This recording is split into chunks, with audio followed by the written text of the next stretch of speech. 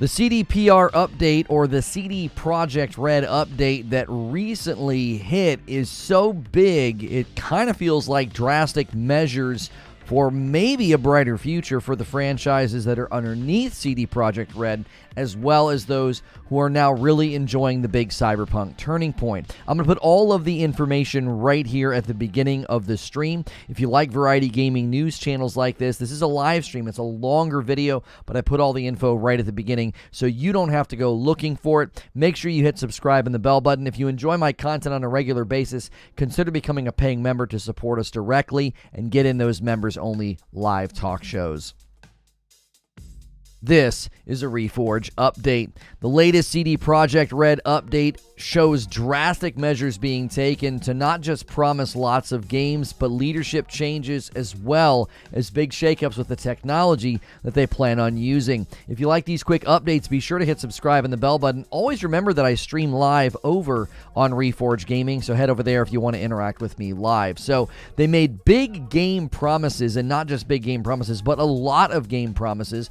They have also announced engine changes. In-house engine changes are a pretty big deal. And lastly, they did have some leadership changes at the company to maybe push things in a different direction going forward. So I'm going to break it all down very quickly for you. First up, what is going on with The Witcher? Tons of things announced for the Witcher franchise. According to Game Informer, CDPR has revealed that the next Witcher game, which was announced earlier this year, is being developed under the codename Polaris. The studio says it's the beginning of a new saga and that it aims to release 2 more Witcher games after Polaris, probably Polaris, and they're creating a new AAA RPG Witcher trilogy. Now, they're driving home the point that this is not going to be The Witcher 4. Many people have referred to this as The Witcher 4, but it can't be The Witcher 4 because it's a new saga. Now, it will likely have some connection to the Witcher saga that, predates it with Geralt, maybe in the same universe, maybe a timeline set further in the future, but they really did drive home the point. This is a brand new saga, and they have plans to do 2 more games after Polaris because this will be the new Witcher trilogy, similar to how the last one was, set up with 3 games. Now, they're not just doing that. They're not just doing The Witcher Polaris.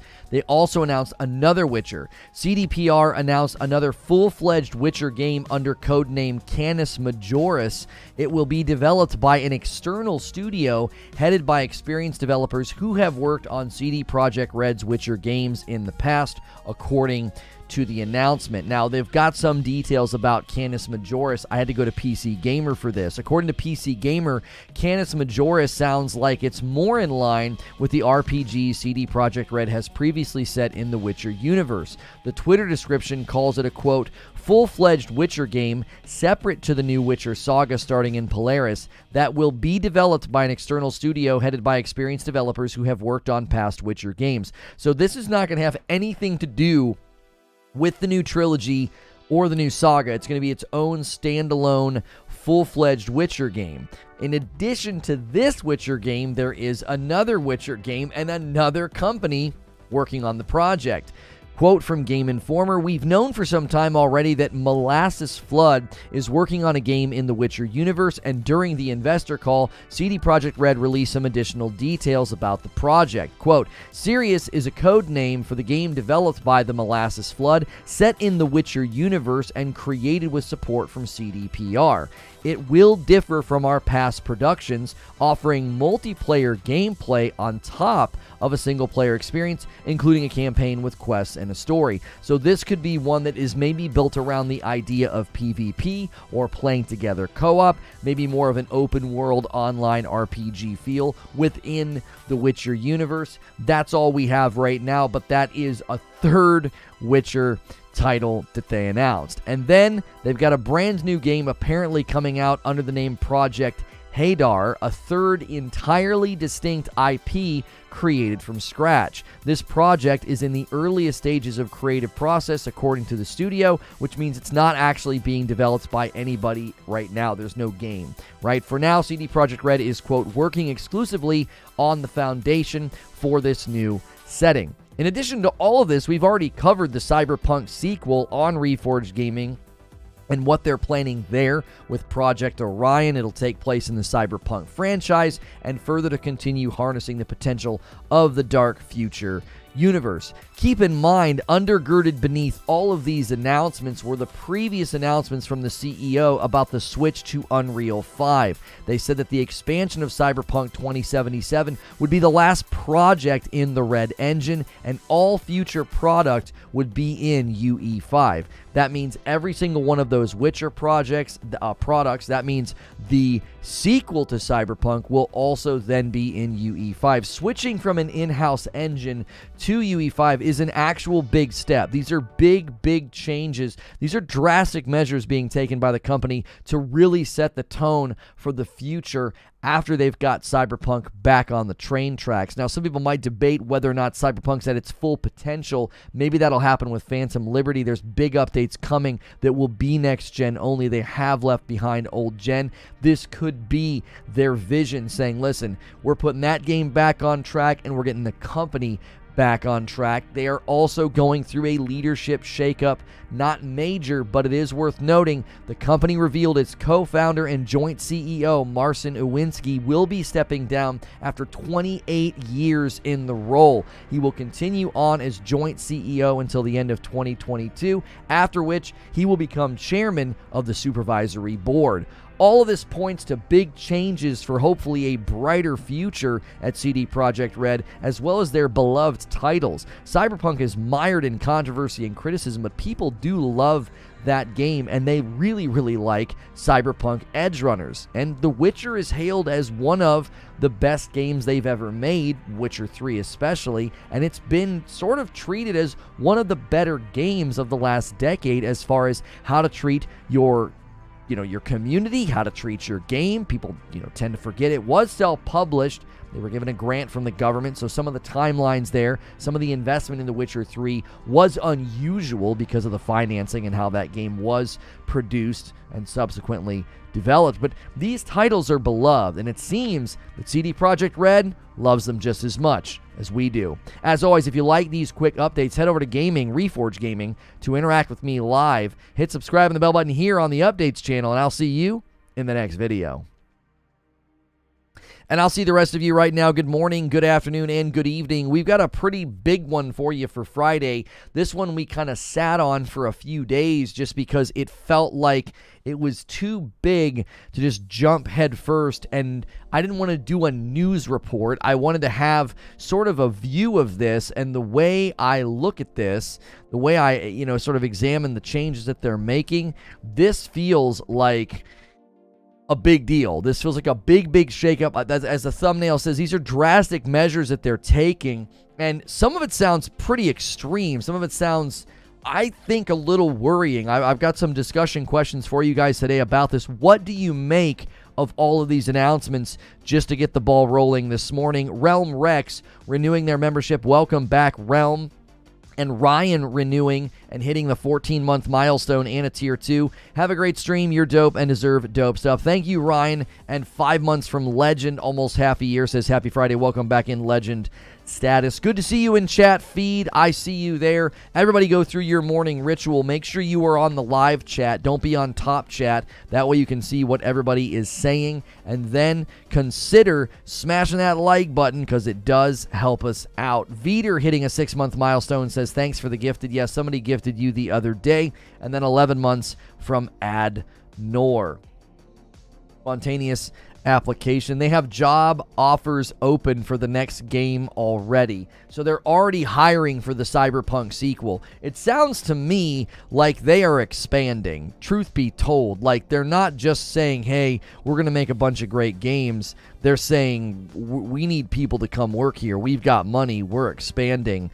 That is pretty interesting. Hey, somebody ordered some coffee. Realm Rex didn't just renew their membership. Realm Rex ordered 2 bags of the dark roast, the first order of Reforge roast. If you've never ordered our coffee before, here on Reforge Gaming, we do have our own coffee.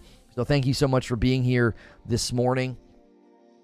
Let's see here. Good morning, chat and Lono. Get those likes going. Tom says, this means nothing until we see gameplay. Plus, it took them 10 years to release 2 games. It's lots of talk. Some of the games I announced this morning, Tom, and told you about, they're not even building them. Other companies are building them sort of in partnership with them. The new team is making it, Boston, US. Oh, so they've got a new team working. Wait, the new team's going to be working on the Cyberpunk sequel, Paul? They're opening a US-based studio. Yeah, Paul says it's going to be in Boston. Pretty sure I heard they were opening their first U.S. studio in Boston. Yeah, Paul's got it right there by the look of it. So it sounds like the U.S.-based studio will be the one either spearheading or at least supporting and working on the Cyberpunk sequel. Will any of them be mobile games? No. These won't. They didn't say anything about mobile games. These were all talked about as if they're going to be, traditional video games, likely console and PC. Boston and Vancouver, really? I didn't get the impression that any of these games will be mobile games. There was multiple Witchers this is what was surprising to me.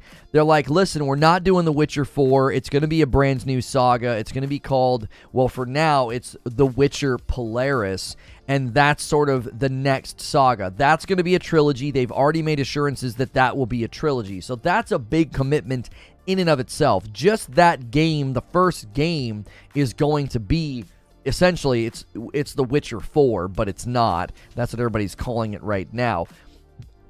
That game in and of itself is going to be huge, 4 or 5 year development cycle, and they're saying, oh yeah, and there's going to be a second and a third one after that, new trilogy.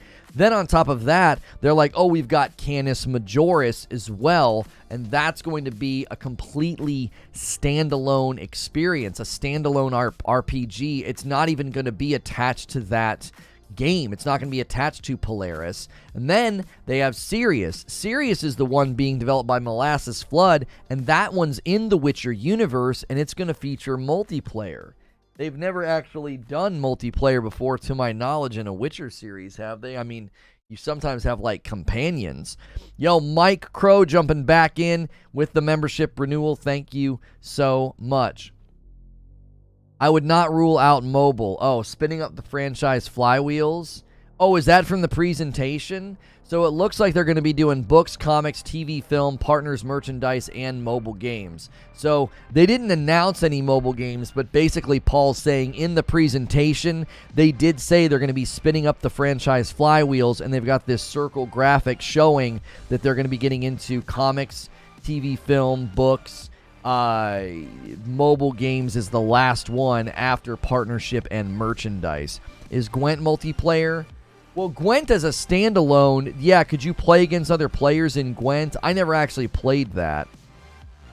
I think they're moving to the USA for Cyberpunk because we make a lot of shooters so they can scout proper talent more easily for the game. That's not a bad theory, Morgan, and if you think about the move to Unreal 5, it should be easier for them to scoop up and onboard talent. I think one of the challenges when you have an in-house engine is you've got to get all those people onboarded, acclimated, and trained with the Red Engine. Now they can literally be like, hey, anybody that knows how to work in UE4 will likely not have a significant challenge working in UE5.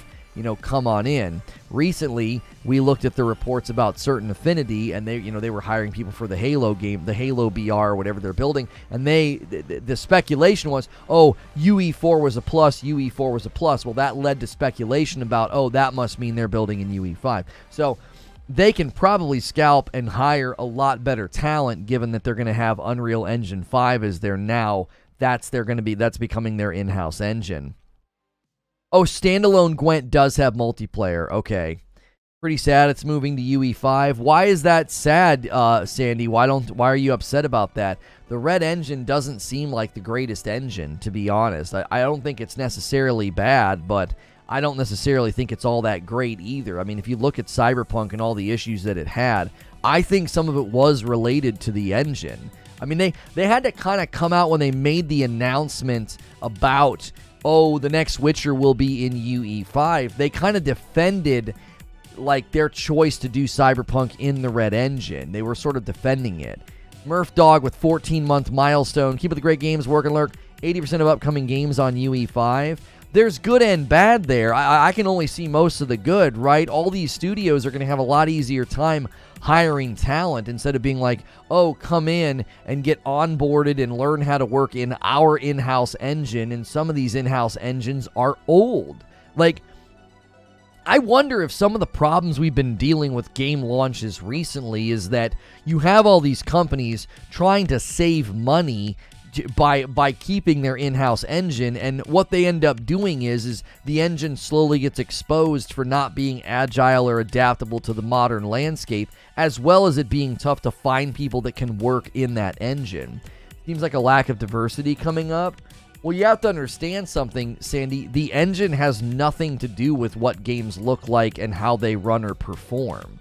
UE5 is running in Fortnite, and it's also running in Hellblade 2. Like, if you look at Fortnite and Hellblade 2, I don't think you have any concerns about the engines hurting diversity, right? UE4 games are also not the best performing. I don't think you can cite the engine being a problem there. Most of the Unreal games that I've played as of late, they look and run magnificently. Like, I don't know if the engine is the problem. No engine is perfect. I'm not going to sit here and act like Unreal 5 is perfect. Like, the UE5 engine certainly probably has things about it that are going to be, problematic. But, like, how many times are we going to have to hear reports from companies that their in-house engine's not that great? The giant expose on Anthem with Frostbite, the early reports about the engine and the dev tools at Bungie when Destiny 1 was so bad and so slow to make changes. And it's in-house engine, in-house dev tools, in-house dev kits are slow and not that great. I mean, the slip space engine we're hearing now from Halo Infinite is so bad they considered switching when they were in the middle of production. I know the PC UE has major problems. They still haven't been fixed to this day, says Wheezy. UE5 is excellent. I have chatted with a few of the 3D artists and audio folks, and it offers a ton of agility for them to quickly patch bugs, build more in-depth worlds, and it allows for more devs to get in and out of the project to tie in their portion without breaking other people's work. Right, everything I've heard is how agile it is. Yo, Orphan Twin, good to see you. UE5's insane, and it's only going to expand. Yeah, I don't want to sound like I'm some, UE5 evangelist out here, but I've seen way more in its favor. Listen to what some of you are saying, right? Well, UE5 has problems and isn't perfect. Have you seen some of the frickin' problems with these in-house engines that these companies are using? Are you frickin' kidding me? Like, are we gonna sit here and act like UE5's not perfect? Okay, let's compare it to Frostbite. Let's compare it to the Red engine. Let's compare it to Slipspace. Let's compare it to the Tiger engine. Like, if you compare it to all these other engines these companies use, it starts to feel like, man, I don't know. I feel like these other engines are way worse. I'm saying that the game switching to UE5 doesn't somehow make the game better. Well, I don't think anybody's arguing that it's making the game better. I'm saying there's a lot of pros and not a lot of cons, right? Number one, I think the ability to hire talent's going to be a huge uptick over the next 10 years if more and more people switch to UE5. Having that common knowledge, that shared knowledge. Think about this, Wheezy. Imagine that you're working in UE5 and you're at some big giant studio and you're in some team and that team learns some tricks and some optimization, backflips, and you're like, oh my gosh, that's so helpful. And then, guess what? Your contract comes to an end and you go to another company. That shared knowledge comes with you. You get to go to that company and instead of being like, oh, I was previously on Red engine, Slipspace engine, Tiger engine, Frostbite engine. No, I was on UE5. And guess what? We were dealing with something like this and this is what we learned. This is what we did. This is how we optimize that. Like, that shared knowledge is going to have, I think, an impact over time. I haven't seen much game footage to indicate UE5 is just so far ahead. I think the ability to update and make changes and do big live events in Fortnite cannot be ignored. You cannot ignore what Fortnite does. It is tied to the engine. zero doubt in my mind what they've been able to do with Fortnite and their live events and their quick changes and their quick updates and everything they've done with that game. And then look at Hellblade 2. I don't think I need to see anything else. I'm good. I'm like, okay, let's get everybody on this. All I hear about these in-house engines is that they're bad, they're problematic, they're slow, they're clunky, they've got razor blades. Apparently the dev tools for Slip Space and Halo is so bad, they were like, let's get the frick out of here, right? Yeah, Gears, the next Gears game is going to probably be super sick. I don't know. I know it's easy to buy into hype because you see Unreal Engine footage and you're like, oh my gosh, that's incredible. And it's easy to do fully rendered scenes and trick everybody. But when I look at what they pull off in Fortnite, and then I look at Hellblade's gameplay, Hellblade 2, I'm like, let's just get everybody on this engine. Let's just do it. You want to be a big open world game? You want to be a dungeon crawler? You want to have big live events? You want to have an ongoing game? You want to update your game quickly? You want to have photorealistic scenes? You want to have seamless cutscenes and cinematics that transition from gameplay seamlessly? You want to do all of that? Yeah, well, here are games that are doing it, and they're using Unreal 5. Like, I'm convinced. And if you're tuning in and you're wondering why we're talking about this, the CDPR update, the CD Projekt Red update was huge. They announced like multiple Witcher games, the sequel, the Cyberpunk sequel, and they're switching all of their future product to UE5. They're switching all future product to Unreal Engine 5, and we're just discussing the engine and the benefits that seemingly come with it. At this point, if you're not using UE5, people will automatically think your game is garbage before it comes out. Abandon is on UE5. Have we seen anything for that? Mass numbers of devs who have internal engines would not be making the switch to UE5 if it did not offer them significant agility, benefit their cycle, and quick fixes and bugs patches. Right, like, think about what's happening. Like, that's why my thumbnail says drastic measures.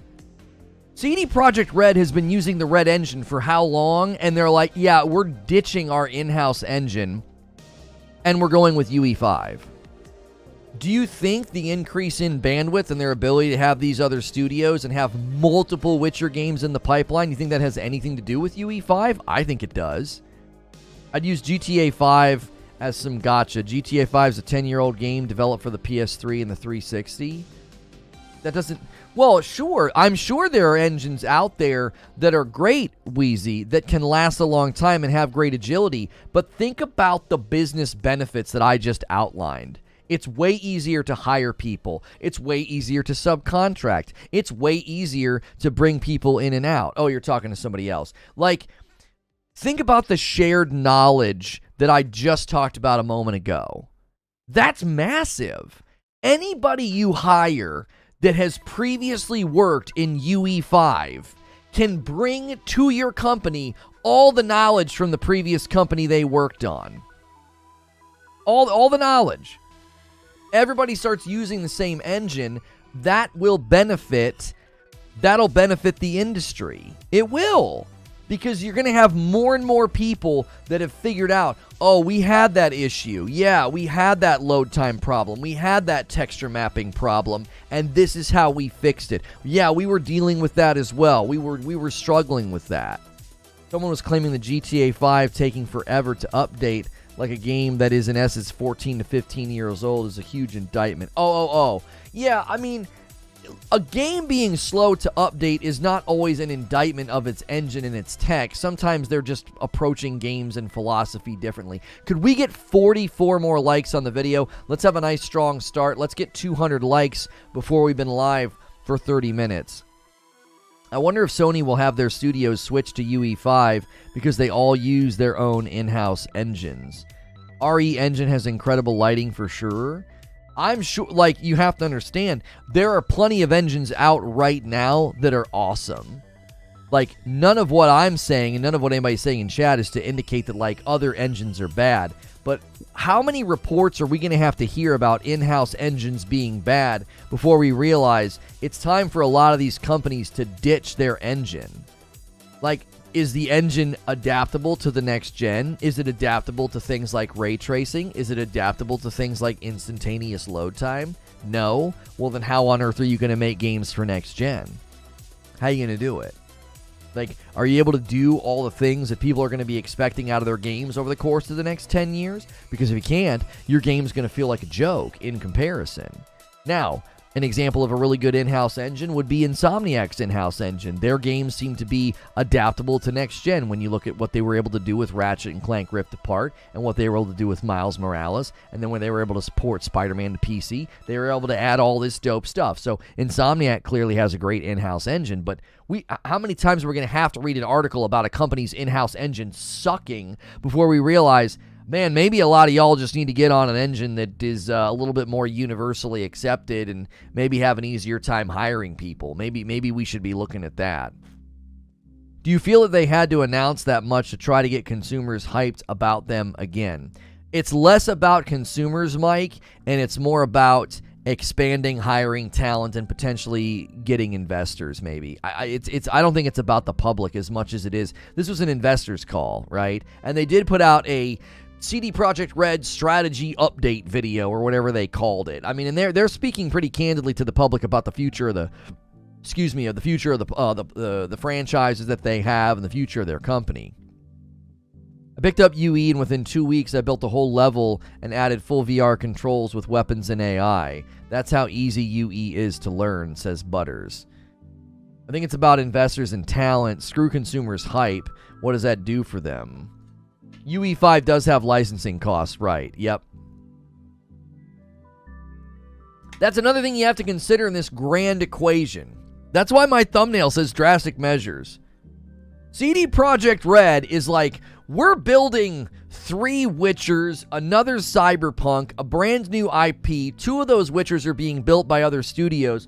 We just restructured our C-suite.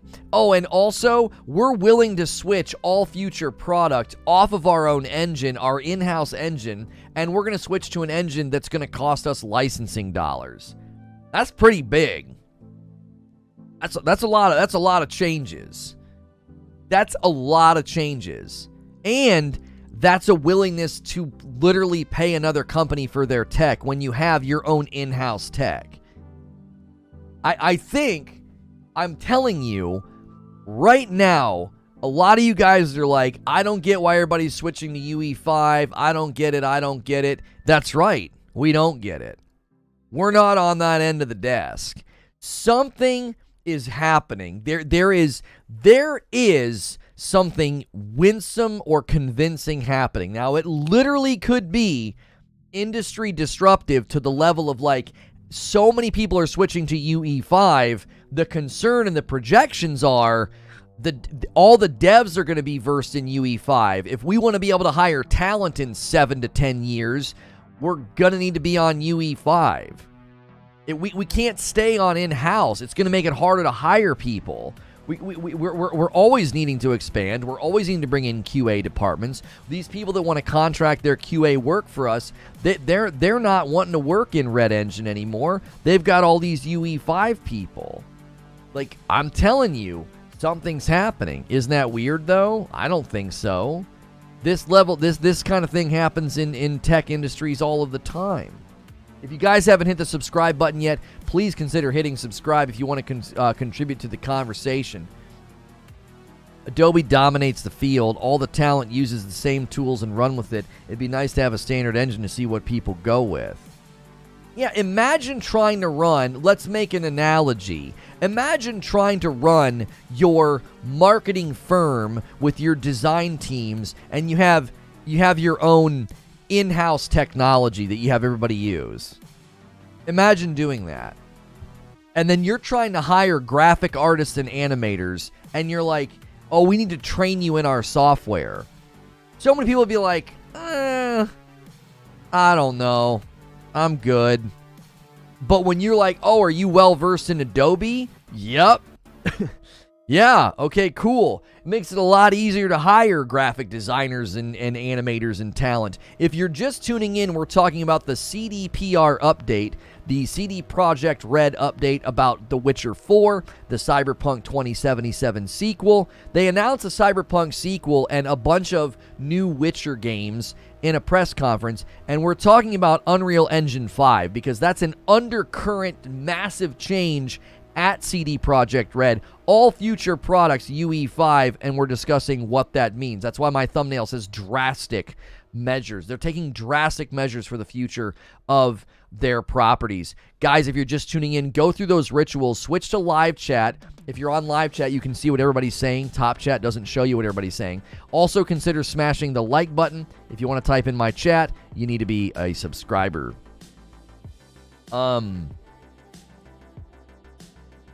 So, like, say your margins are 30%, your profit's $30 every 100 generated. Now your profit's 25. You lost 1/6 of your profit. That's not going to fly for a lot of devs for very long. I don't know, Eugene. I think maybe you're looking at it too narrowly. They're probably looking at it and saying, look at how much we're going to save, right? Look at how much we're going to save on churn of employees. Look at how much we're going to save on not needing to train people on our in-house engine, maintenance on our in-house engine. We don't even need a team anymore of people to be updating and expanding our engine. We can save all that money. You heard the same stuff. We heard the same stuff about UE4 and UE3. Did a bunch of companies at that time switch from their in-house engine to UE4 and UE3? I don't think so. I didn't see that happening.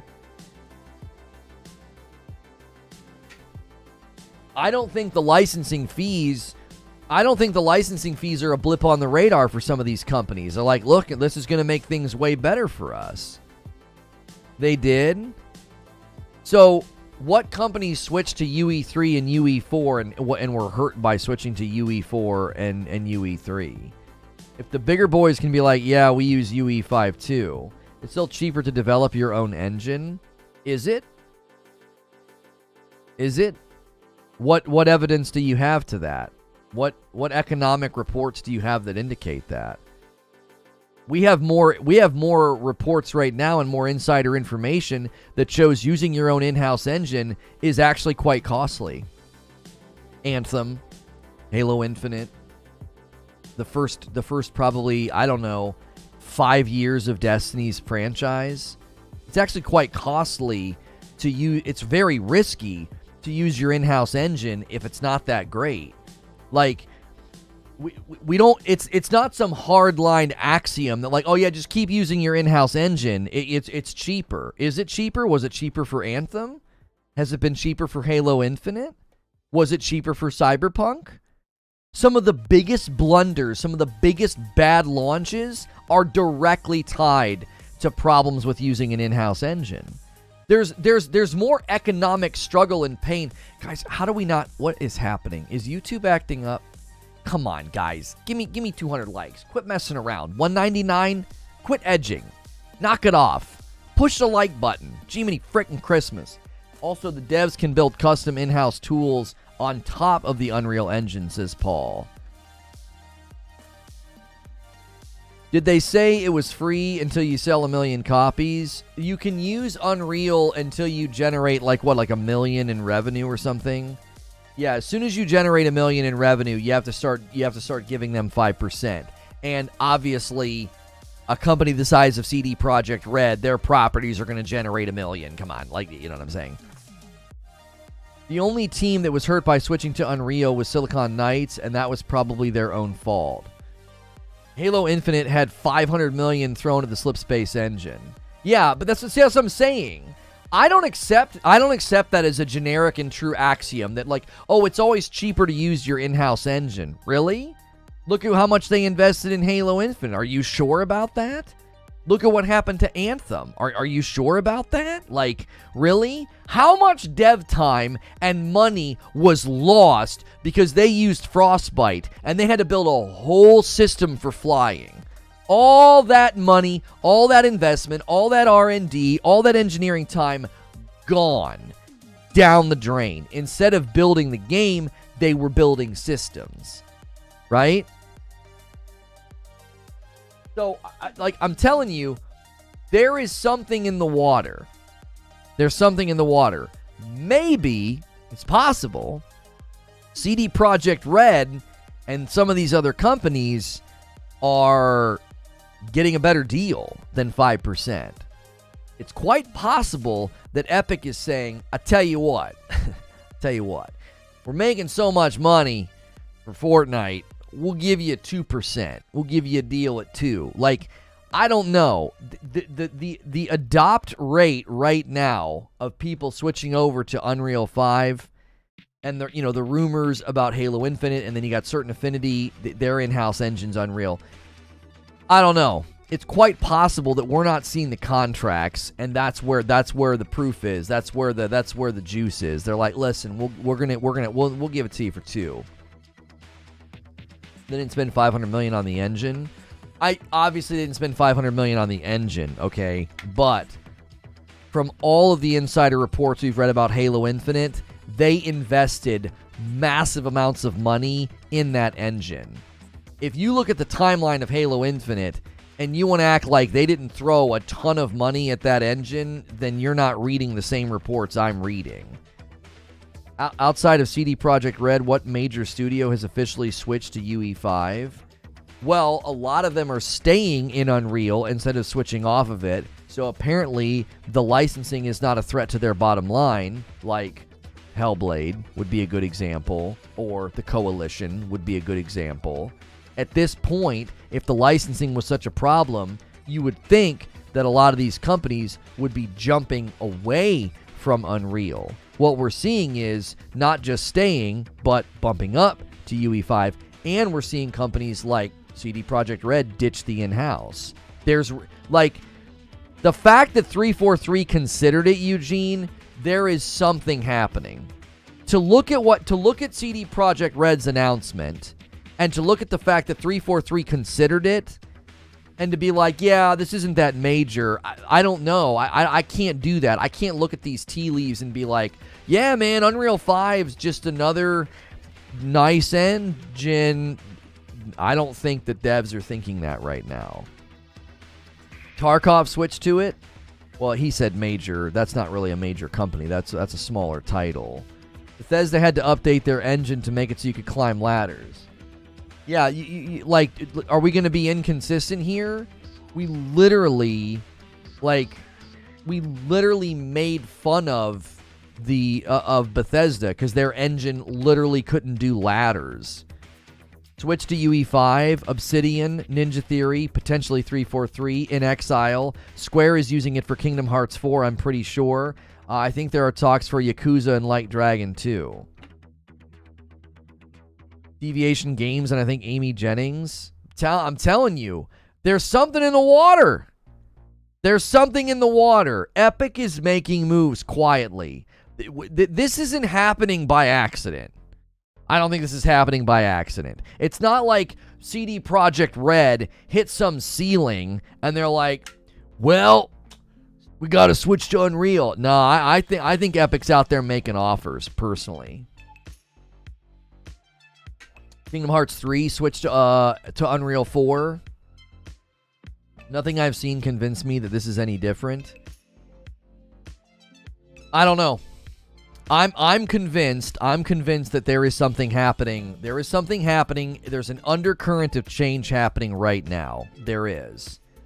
And I think you're going to see more and more companies doing this. Because it's already a popular engine. You're seeing people double down, delay their build. The game we just covered yesterday, First Descendant, in the middle of production, they had already done a bunch, and they were like, we want Unreal 5. We're going to bump up to Unreal 5. And I know you're like, oh, but they were already building on Unreal 4. Still, they saw Unreal 5 as worth spending money and prolonging production. And so did numerous games recently. They're like, yeah, we could probably get that game out the door faster if we just kept going in Unreal 4. And they haven't. They go to Unreal 5. Remember I said the other day, the talent getting their degrees now are Unity and Unreal for learning tools. That's another point that we keep bringing up. It's like, think about the talent benefit. You have such an easier time hiring people. You get automatic knowledge gain anytime you hire anybody who worked at a company on UE5. Oh, you were over there at CD Projekt Red? Oh, yeah? That's dope. Help us out with our project in Unreal. Oh, you learned some cool tricks and tips over there? Oh, that's great. You can help speed up our pipelines, our efficiency, and our production. Absolutely. Hellblade 2 and Avowed are perfect examples of games that have switched to UE5 mid-development. It's gained so much traction, many people simply going to integrate tools. What are you talking about, MM? How close? Oh, come on. Man, oh man. I was going to have to wait for next week. It's not happening today. It's not happening today, guys. Thought we were going to hit 20K. It ain't happening. It ain't happening. The short's doing fine, and this video's doing fine, but we're not cooking. We need to cook if we're going to get 25 subs. We need to cook. We're probably going to get about 10. We'll probably get about 10 subs today. I wanted to hit 20K this week. It's all right. It's all right. We'll hit it. We'll hit it. Hit subscribe if you're enjoying the show. Smash the like button as well. It helps other people find this video. Unreal Engine is the biggest game engine in the world and has been for a long time, says Paul. The convo is UE5 is so great, everyone's going to use it. No one said that. No. The convo is UE5 is becoming so entrenched and is so great that it will become a larger and much bigger foothold in the market. It'll become more normative, yes. I don't think it's going to be that everybody uses it, but I think you're going to see mainline studios switch to it. Unless their in-house engine, like when companies are big enough, like Ubisoft, right? They're so big, they have so many people, and if they have their own in-house tech, they'll keep using it, right? But if other companies see what CD Projekt Red is doing, and they say, hey, look at how they're able to expand. Look at how easy it is for them to integrate studios into their umbrella, because if everybody's working on Unreal, that creates some uniformity. Look at the benefits here. What's good, Geritol? A lot of indie devs use Unity still. Lurkers, hit subscribe. The community's great here. Don't be strangers, says Bear on a Sled. My main worry is how, Ashes of Creation switched mid-dev. Yeah. My main worry is how streamlining tools, and it's just so brain dead like the code. I'm not why would that be bad? We're going for more generalized tools and management, which makes sense for devs. They learned Unity, to be fair, so no surprise that they haven't swapped yet, but they will as soon as they have issues. It'll be UE and Unity continuing to dominate the engine conversation, in my opinion, says Nearly Crazy. Although now it's leaning more to UE5. Tarkov didn't switch to UE5, whoever said that. I thought he said Tarkov switched to Unreal. He just said Tarkov switched to Unreal. He didn't say UE5. Why would making things too simple be bad? A lack of depth and quality, mainly cutting corners. Yeah, I don't think switching to a better and more streamlined engine would hurt anything. Look at it this way. Developers would rather release an incomplete game and release patches to start making profit ASAP. No developer will switch to UE5 if there wasn't a good reason. Tarkov didn't switch at all? Oh. Yeah, Butter said Tarkov is in a switch to Unreal. Oh, are they presently switching? Tarkov's on Unity, is what people in chat are saying. From what I understand, Unreal has trouble with certain types of games. Supposedly, early versions of Nanite struggle with moving environments like trees. It's the same with all engines and weaknesses. Sony studios use their own engines. Yeah, Guerrilla and Death Stranding use the same engine, and then Insomniac has an in-house engine that they use for Ratchet and Spider-Man. They'll be using that, I'm assuming, for Wolverine. If you're just tuning in, the CD Projekt Red update, or the CDPR update, is about The Witcher 4, Cyberpunk 2077.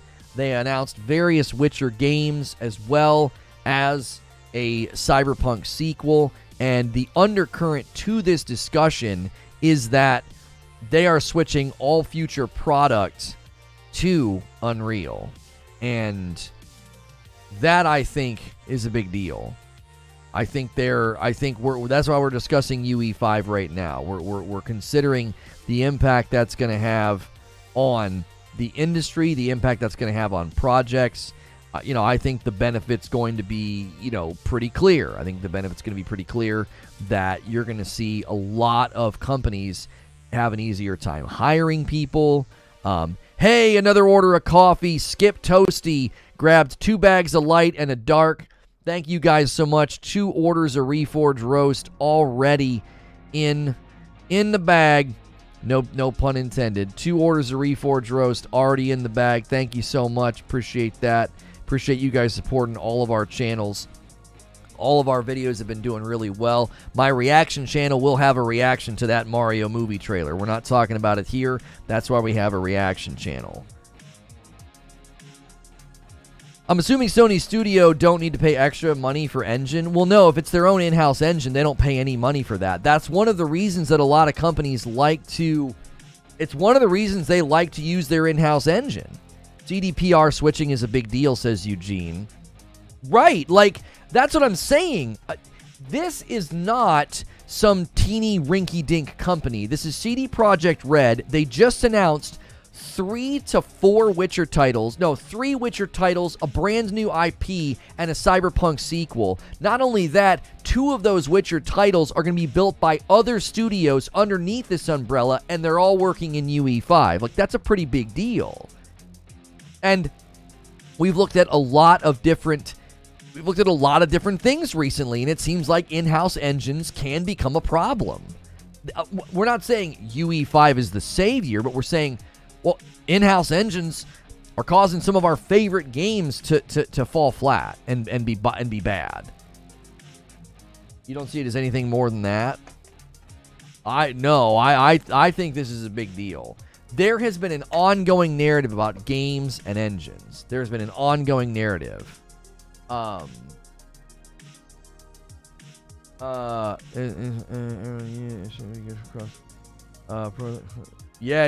Oh no. Yeah, Creature's got his own idea about this. If everybody ends up on UE5, it makes for, crossovers between games more beneficial, and a lot of these companies want to get into NFTs. No. I don't think that's why they're doing it. Hello, I am new to the channel. Yo, Dwayne Foy Jr. Guys, if you're new to the channel, hit subscribe so you can talk in my chat. You could help us hit a huge milestone today. This video might turn a corner and pull in lots of new folks, and if it does, happy to meet you. Welcome to Reforge Gaming. We do a daily talk show like this. We pick a gaming topic, and we chop it up and debate it. I am safe for work, so you can put me on in the background of your day like a radio show. Welcome on in. Thank you for being here.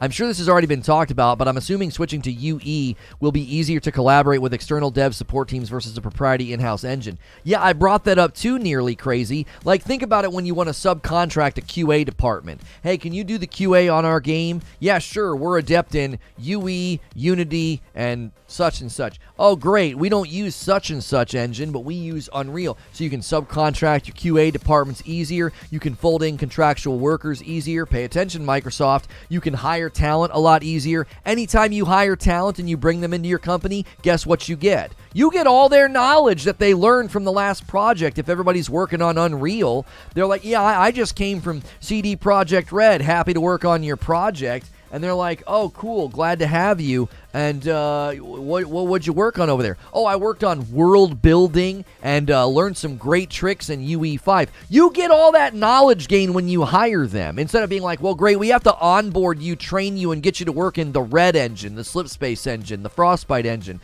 We got to get you up to speed on how to world build over here. Oh, man, I wish you guys were working in Unreal 5. I learned some really great tricks in that engine. Butter says, I don't know the history, but there was a reason so many people were amazed when Epic changed the Unreal split goal to 1 million and only 5%. It was a massive news at the time. No, I don't think Returnal and Days Gone. Returnal's Unreal, is it? Days Gone is Unreal? Is that true? It's not like Sony doesn't use Unreal. Oh, they are. Okay. I didn't realize that. That's pretty cool. Housemarque's working on Unreal. Makes me excited. Makes me excited for a Returnal. Give me a Returnal sequel in Unreal 5, baby. Give me all that amazing lighting effects. It was massive news for everyone under $1 million in revenue. Yeah, it's massive for indies, for sure. Indies are very pleased to jump in. Scarlet Nexus and Tales of Arise are both on Unreal Engine. Both games look quite different and play differently. This so-called homogeny is nonsense. Anybody claiming that the Unreal 5 engine in the industry, if it becomes like an industry standard engine, is going to create a homogeny in games and what they look like, doesn't know what they're talking about. All you have to do is look at Fortnite in Unreal 5 and then go look at the Hellblade 2 gameplay in Unreal 5 and just stop talking. Just stop talking. Come on. Come on. Any of the things you've seen recently built in the Unreal Engine just for fun, and then look at Hellblade 2 gameplay and look at Fortnite. They're both those games are on Unreal 5. And if they were any different from each other, one of them wouldn't even be a video game. They're so far removed from each other. One downside is that if Microsoft switches to UE5, then their contracts could change from 18 months to 12 months since it takes 6 months to learn Slipspace Engine. No, I would look at it this way, Murph Dog. I know you're being silly and I know you're being funny, but imagine if Microsoft switched to UE5, all of a sudden those 18-month contracts, you get way more bang for your buck out of those employees. I used to do engine testing when I was in third-party QA, says Dylan. It took longer to get things going when we had to learn some special engine versus a widely used one. Using Unreal is better, in my opinion, less time wasted. That's what I mean. You have to add up all that loss. So CD Projekt Red is like, listen, anytime we brought in somebody, anytime we hired anybody, anytime we tried to onboard a company or subcontract a company, we had to get them up to speed on the Red engine. That's money and time lost. So add all those dollars up and subtract that from the 5%. You got to do that. Yes, we're going to pay them 5% licensing on all money that we generate, on all revenue our properties generate. But you got to take that 5% and you have to subtract from it all of the things that we've been losing over the years. When they were trying to build Cyberpunk, or when they started sketching out the size and scope of the next Witcher game, The Witcher 4, which they're not calling it that, well, they're probably thinking to themselves, we're all that time is lost. We got to bring people in. If we want to subcontract or expand or work with other companies or hire other companies, come on. That's all that money's lost. I actually see Microsoft taking some of the support teams in-house, like Certain Affinity and Azobo, and have them continue working on their own projects and helping teams across the board. Right. Something that I've been saying is, imagine if you have a company like that. Imagine if you have a company like Certain Affinity, and when you have that company building a game in Unreal, they're basically building your port for you. Here's all your tools, here's your world building, here's how to build weapons, characters, animations, and then they can hand all that to a studio like 343. Then I don't want to hear it. Unless you're in the industry and specifically a director of a few big games, I don't want to hear nonsense about homogeny. What are UE5 statistics on testosterone delivery? You got to give the gamers what they want. That's pretty good. That's good. Epic has to be giving Microsoft a deal on UE5. Tinyfoot, you want to know why I think Epic is giving Microsoft a deal on Unreal Engine 5? I think it's because Microsoft helped them get around the Apple Store with the cloud gaming. I think Microsoft and Epic are buddy-buddy now. I think they are. If you guys are just tuning in and you're enjoying the conversation, the CD Projekt Red news, the CDPR update, is about The Witcher 4. It's about Cyberpunk. There's like 3. If you're looking for a new Witcher game, they announced like 3. And some of them aren't even going to be built by them. They're going to be built by other companies. Do me a favor and smash that like button. Let's hit 300 likes really, really fast. Make sure you are not on top chat. You won't see what everybody's saying. Switch to live chat. If you want to contribute to the conversation, we're discussing engine switches and industry stuff going on. This is a big deal. The reason my thumbnail says drastic measures is CD Projekt Red switching to Unreal 5 is a big deal. They're switching from their in-house engine and working with like 2 other companies, and they announced 3 Witcher games and a Cyberpunk sequel. and a partridge in a pear tree. The UE5 royalty is no different from before. It's just it doesn't kick in until $1 million. No. No, that's not true. Unreal Engine royalty decrease. They lowered the royalty. I swear to you, they lowered the royalty. No longer going to own royalties on their first $1 million. Clearing up concerns about UE4 5% royalties. Royalty free for the first $1 million. I thought it was a twofold change. I might have misunderstood what happened back then. I think Eugene is right. I think I misunderstood. I thought they said you don't pay us until you make your $1 million, and then after that it's lower. I thought it was like 7% or 10% or something. I thought it was pretty high. They lowered the royalty for people under $1 million. I thought they just universally lowered it as well and said, we're making so much money on Fortnite, we can afford to take a lower royalty. I thought it was like 7% or something, and they lowered it to 5, and then they lowered it to 5. It's been 5 all along, is what you're saying. You're saying it's been 5 all along, and they just say, well, now you don't pay that until you get your first $1 million. The first $1 million was to get everyone in the funnel. They are quite literally pulling the Game Pass of gaming engines. Respect, Epic. I got respect for that. Days Gone is the only first-party game that is full UE. Are you sure? Somebody said that Returnal was UE, and that's Housemarque. That's first-party, isn't it? UE has always been open source, available for free for everyone. What's Andy say? The Matrix demo ran at 18 FPS. Oh, that is not an indictment of the engine. They were doing things in that test to showcase certain things. And yeah, when you have an entire city of living, breathing, moving people, it's going to make performance suffer. That's not an indication of that engine's quality. It isn't. It is not. It is not. That is not true. Unsubscribe because you're being biased. Won't miss you. The truth about Gotham Knights. Gotham Knights is my most anticipated game of the year. I'm joking. Oh, man, my Gotham Knights short. My Gotham Knights short's pulling numbers.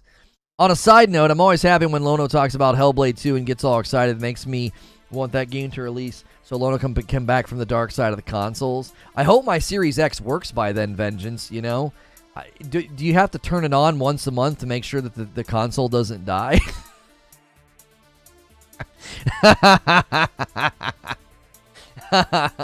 I better make sure and turn it on every once in a while to make sure the console still works as less often as it gets turned on now. Big T with 2 months. That's a 2-month milestone. Hey, my joystick changed color. That sounds bad, but I'm psyched nonetheless. If you guys got gifted a membership in the past, make sure and pick up your own membership this month. Make room for more people to get their gifteds when people decide to be super generous. Hey, consider right now becoming a member. We do a members-only talk show every single day, and tonight, in the theme of October, my wife and I will be playing a scary game tonight. So make sure you're here for that if you're a member every Friday at 8 p.m. Eastern. At the end of this month, we're celebrating and doing the Star Wars Episode 1 watch party. It's legit. We'll have a way of doing it where you won't be able to see or watch the movie with us. You'll have to watch along with us on your own. We'll set that up and teach you how to do that. But for the rest of the month, we'll be playing scary games on Friday night. So consider becoming a member or give some members. That would be amazing. What games y'all choose? I don't know. We'll probably pick one of those dark anthology ones where like you kind of like The Quarry. It's going to be something like The Quarry. We'll pick one of that, like Man of Medan. It'll end up being a game like that. I don't care who uses what engine, as long as the game is good and not extremely buggy, I'm okay with it, says Dwayne. Yeah, I mean, fundamentally, I think most consumers are going to take that attitude. They're not going to want to know any of this stuff. Guys, 4 more likes for 300 likes. Man, come on, roll it over. Roll it over. We're about 1 hour into the broadcast. Give us a good like ratio. Come on, folks. How's it going? What's good, Keiko Gaming? It's a new gen console, not a Pinto. That's right. That's right. Bust out the GameCube. Yeah. When you render thousands of NPC miles away from your character and maintain 20 FPS, that's impressive. Yeah, if anything, the fact that it maintained 20 FPS is pretty impressive, by its own right. Can you do a tutorial vid on how you power up an Xbox? I haven't turned mine on in a long time. Oh, that would be a brilliant comedic short, you know, get out my phone. What's up, guys? For all those players who haven't turned on their Xbox Series X in, let's see, probably 13 months, this is going to be a real quick walkthrough video for all those returning players on how to turn on your Xbox Series X. What you're going to want to do is find your Xbox controller. That might be the hardest challenge of this video. Pretty tough to get that thing out of wherever you hid it from yourself. Hold down that button. Turn on that console. Days Gone was amazing. I didn't have a clue what engine it was using. I love how I pretended to hold the phone. Like, people are going to come in like, what's the matter with this guy? Like, bro, you're not holding a phone. Are you okay? Are you all right? Is this guy losing it? Is he losing his mind? I know a lot about game engines, but what I do know is how good coffee is with balanced acidity. My man, thank you. I don't think anyone is saying UE5 isn't great.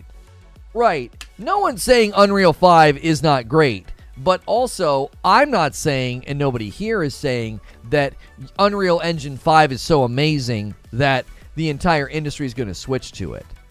But I do think the industry there's an orbit happening. I believe portions of the industry are starting to orbit around this engine.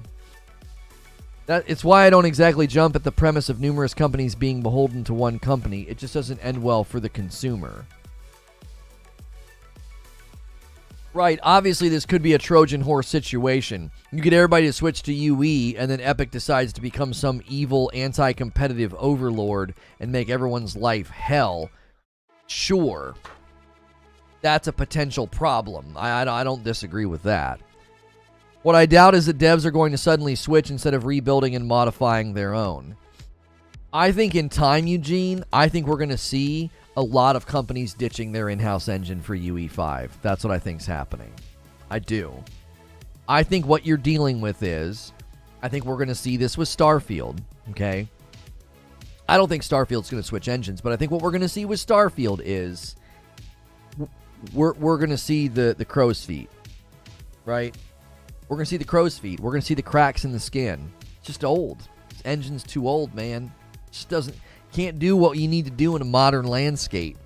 Glitchy, buggy, stubborn, like non-agile engine. Like I'm telling you right now, I think you're going to start to see that. You're going to start to see these in-house engines. They'll be exposed for the fact that they're old, archaic, and they can't adapt. And that's when you're going to see people switch. Tattoos with 14 months. Don't mind me, just drop a milestone in chat. Appreciate the 14-month milestone. Adobe's the reason why I can't get behind everyone getting on UE. When you make such a good product and you get that level of adoption, that's what happens, Wheeze. Like, what are you going to do? You're going to tell all these companies to not use a really, really good engine that's better than what they're currently using? Like, that's the challenge, isn't it? That's the challenge. It's kind of like the fast food thing or the Walmart thing. The convenience and the saturation is just too great. It's just too great. It's like it's everywhere. So it just becomes adopted and embraced by people because why wouldn't you? It's right there. It's right there on the corner. It's right there off the highway. It's right there. It's super cheap. It's super convenient. Like it's always going to, like in the realm of business, this sort of thing's always going to happen. And sure, it's dangerous, but you're not going to convince these companies to not do it. It's not about the product being good. It's about Adobe muscling everyone out and then effing people over who have no choice but to use Adobe. Find me a business that hasn't done that. Like, what businesses don't do that? I don't know. I feel like more and more we have this idea in our head. I feel like you brought this to the table yesterday. This vibe of like, how dare this company be ruthless and go for profit? It's like, what do you think they stand out? You think that's unique to them? Like what Microsoft did with operating systems? You see what I'm saying? Like, one of the reasons that we have such ease of use of software is because we have a widespread, massively adopted operating system that allows computers and laptops just like boot up and be great. I'm vehemently opposed to any company controlling an industry. right? And I don't think that you can call graphic design software an industry. It's like anybody can, there's free software right now you can download to do a lot of what you can do with Photoshop. Now, the rest of the creative suite, maybe not so much. But, like, I hate 80% of what Adobe has done. I literally get in a bad mood if I have to open up Photoshop. Right, but at the same time, if they didn't do it, another company would have. That's my point. That's what businesses are doing. Like, that's what they do. They do what they can to establish their foothold and to make tons of money. And if Epic is doing that with the Unreal 5 engine, we can sit here and be like, oh man, that'd be bad for the industry if that happens. I hope they don't do that. I hope these companies don't go with Unreal 5. But Blender and GIMP are free grade alternatives. I don't know. I'm not defending it. I'm saying I don't see it being a reality that stops. If Epic buys all of its competitors, then yes, it would be a monopoly, and that would be bad for the industry. He's not talking about buying them, Morgan. What he's talking about is if all these companies become intrinsically dependent upon UE5, Epic could really, really hurt the competition. They could start to say, we would like more cut. We would like more money. We want to renegotiate the licensure. They could do all kinds of things. They could control the market with the push of a button. Dwayne Foy with a $10 tip through Super Chat. I'm not a fan of a specific company. I like them. All been gaming for a long time. Since I'm 4, I'm 36 now. Keep up the great content. Live long and prosper. Hey, man, I appreciate that. Thanks for stopping in today. Being dope, being positive, and for sending a Super Chat tip. I was just getting ready to say, we've been streaming for about an hour, and YouTube's always like, hey, now would be a great time to run ads. And if you like the fact that I don't run ads, then maybe consider becoming a member, because that's how a stream like this survives on YouTube. You're usually watching YouTube videos and getting a couple of ads here and there. We don't do that when I'm live, so that's why we continue to call on people to consider becoming a member. If you like not getting ads, that's a great way to keep that going. You want to use our engine? It's now a subscription, right? Aren't there legal and contractual boundaries that prevent Epic from turning it into an evil corpo overlord? Well, there's a handful of things they could do that wouldn't get them dinged for anti-competitive, right? There's a handful of things they could do. Number one, they could start to push out tool updates and patches and fixes and changes to the engine itself and not let you have them, right? They'd be like, yeah, we're doing this nice new update, this great new suite, and yeah, it's not 5% anymore, it's 7. It's a 7% royalty share if you upgrade to Unreal 5.1. And companies are like, ooh, that stuff looks so good. There's efficiency, there's pipeline benefits, there's bandwidth benefits, there's resource benefits. Shoot. You see what I'm saying? That's the fear I think some people might have about this is CD Projekt Red says, hey, let's get everything on UE5. And let's say another couple companies start doing the same thing. And then in like 7 years, Unreal Engine is getting a nice, dope update. But guess what? It comes with a slightly higher licensing royalty share agreement. You know? Like, I think people have this notion that I'm anti-industry or corporation. I'm not. I'm anti-non-competition. Also in regards to Nexon, like I said yesterday, I don't hate a company for trying to make money. I hate a company for being scummy and disgusting about it. Yeah, well, distinguishing being about money and being scummy and disgusting about it gets real gray really quick when you start looking at all your favorite games and favorite companies, Wheeze. Gets real murky, bro. You going to pretend that all the companies you support and all the games you buy are some squeaky clean, righteous, like, developer commercial priests? Are we going to pretend that? I'm not saying you can't be worse than another company. It sounds like Nexon's pretty bad for everything you trotted out yesterday. But making money and prioritizing profit, those waters get murky real quick if you want to start talking about, well, this company's scummy. Yeah? What about all the other companies we support? They're all doing real similar stuff. Prioritizing the bottom line, overworking their people, underpaying their staff. Like, I don't know, man. We start trying to get righteous about what companies we support, it's going to get real gray real quick. You know? It's going to get real gray real quick. Because, you know, not every company is the devil, but they might have some red eyeliner on. Do you know what I'm saying, bro? Like, I know where you're coming from. You're like, these companies are the worst of the worst. And you're not pretending that the other companies that you enjoy and the other games that you support aren't also doing bad things. You know, companies need money to survive, and the bigger the company, the more money they need, which is why EA is the most greedy. Yeah, I hope nobody's wearing Nike, or using an iPhone. I think YouTube's running like trash right now, or is it just me on mobile? Swaglord, we had multiple complaints this morning from people about mobile. See if there's an update. I got an update yesterday. Let me see if there's another one. They're doing UI updates and pushes, and it's breaking stuff for sure. No, yeah, I got an update for the YouTube app on iPhone literally yesterday, so you could double check that. Yeah, I don't know. We are literally going to painfully drag our face to 20,000 subs. Up one, down one. Up one, down one. Oh my gosh. This is why I don't boycott companies. Is it mean? What's that type of practice to scare off potential new customers? All right, let's bring things back. We've been talking about this for about an hour. I want to bring things back to CD Projekt Red. All right, we've debated UE5 enough. I've heard multiple sides and angles on this. I've heard concerns and worries about what might happen if like everything goes UE5.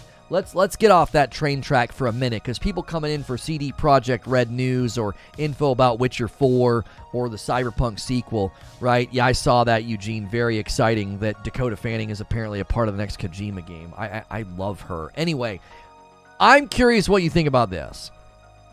The CD Projekt Red walks out and says, we're making 3 new Witcher games and another new IP and a Cyberpunk sequel, right?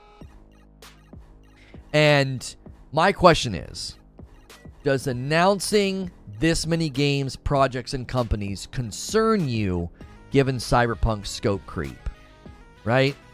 Oh, I'm sorry, it's Elle Fanning, not Dakota Fanning. I'm sorry, Elle's the younger one. Yeah, Dakota's the older that was in I Am Sam. It's Elle Fanning. My bad, misspoke. I do that all the time with that. She probably gets that all the time. It's probably irritating as the younger sister. Yeah. Sorry, Elle Fanning. So, given what happened with Cyberpunk scope creep, are you concerned at all about them announcing this many games? Right? They're announcing a lot of games all at once.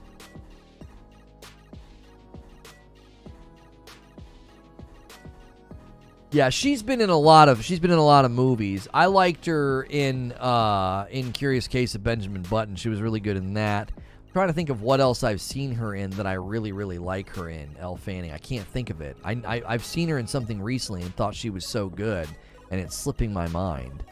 What would I have watched recently with her? I can't think of it.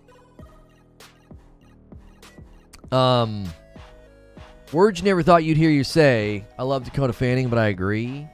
Oh, I actually like both. I like both Dakota and Elle Fanning. I like them both. I think CD Projekt Red ventured far off their comfort zone from Witcher to Cyberpunk, so I think Cyberpunk sequel could be potentially legendary given everything that they've learned. Well, it sounds like the Cyberpunk sequel is going to be built by a new team that they're going to be starting stateside over here in Boston. It sounds like maybe 2 teams will be spearheading it, Vancouver and Boston, right? I have an Android update for the YouTube app yesterday, says Mike Quad. It was actually been working better than usual. Okay, so Mike Quad got an update yesterday for the YouTube app on Android, and I got one for iPhone, so maybe you need to update. You watch that Catherine movie? No, Catherine the Great? No. Dan with a $5 tip through Super Chat. Software is way different than commodities or physical items. Once software is developed, the demand is met. They make their profit differently. Okay. I also got a YouTube update as well. Yeah, she was in Maleficent. Yeah. With all these people learning UE5, then they try to raise it above 5%. Won't the devs take what they learn and then apply it to in-house systems? It's not that simple. Once you convert all your assets and tools over to UE5, homie, you can't just be like, let's go backwards. Brock says quantity versus quality. Hopefully they can achieve both, but unlikely. It's usually one or the other. Right, that's the concern, is usually quantity and quality have an intrinsic and inherent relationship. So, yeah, it's concerning. It is. Not a problem for me since I'm a Final Fantasy fan. They announce a ton of games, and we know they're years away from release. My Samsung Smart TV also got an update. I can see the video descriptions now. Oh, nice. Good to see YouTube pushing out good updates to like all platforms, not just mobile, but TV as well. It seems UE5 has made CDPR bolder than ever. They always had a plan on multiple game projects, but not in this scope. So Cross Raven thinks that this is related to the UE5 update. CD Projekt Red over the next few years is great. You think the ambition for them is great, says Dustin Madudes. I wish them the best. Just want to chip in, says Daniel. I'm not worried at all for the next Cyberpunk game. The city is done being built. It'll take half the time if they do that again. They can focus on content and quality now. Let's get it. Well, let me push back a little bit on what you're saying, Daniel. Yes, they've already built the city. They have, okay?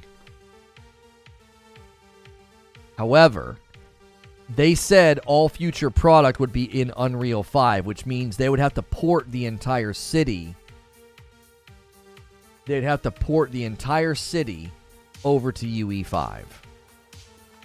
So they can't just take the city that's in Red Engine right now and use it. Because the CEO basically said, listen, the Cyberpunk 2077 expansion is the last project in Red Engine. He said all future product will be in UE5. Still helps a ton. Yeah, I mean, some things are benefited by having an existing build of something when you switch engines, for sure. I won't dispute that. That definitely does help, but it certainly is going to have an effect.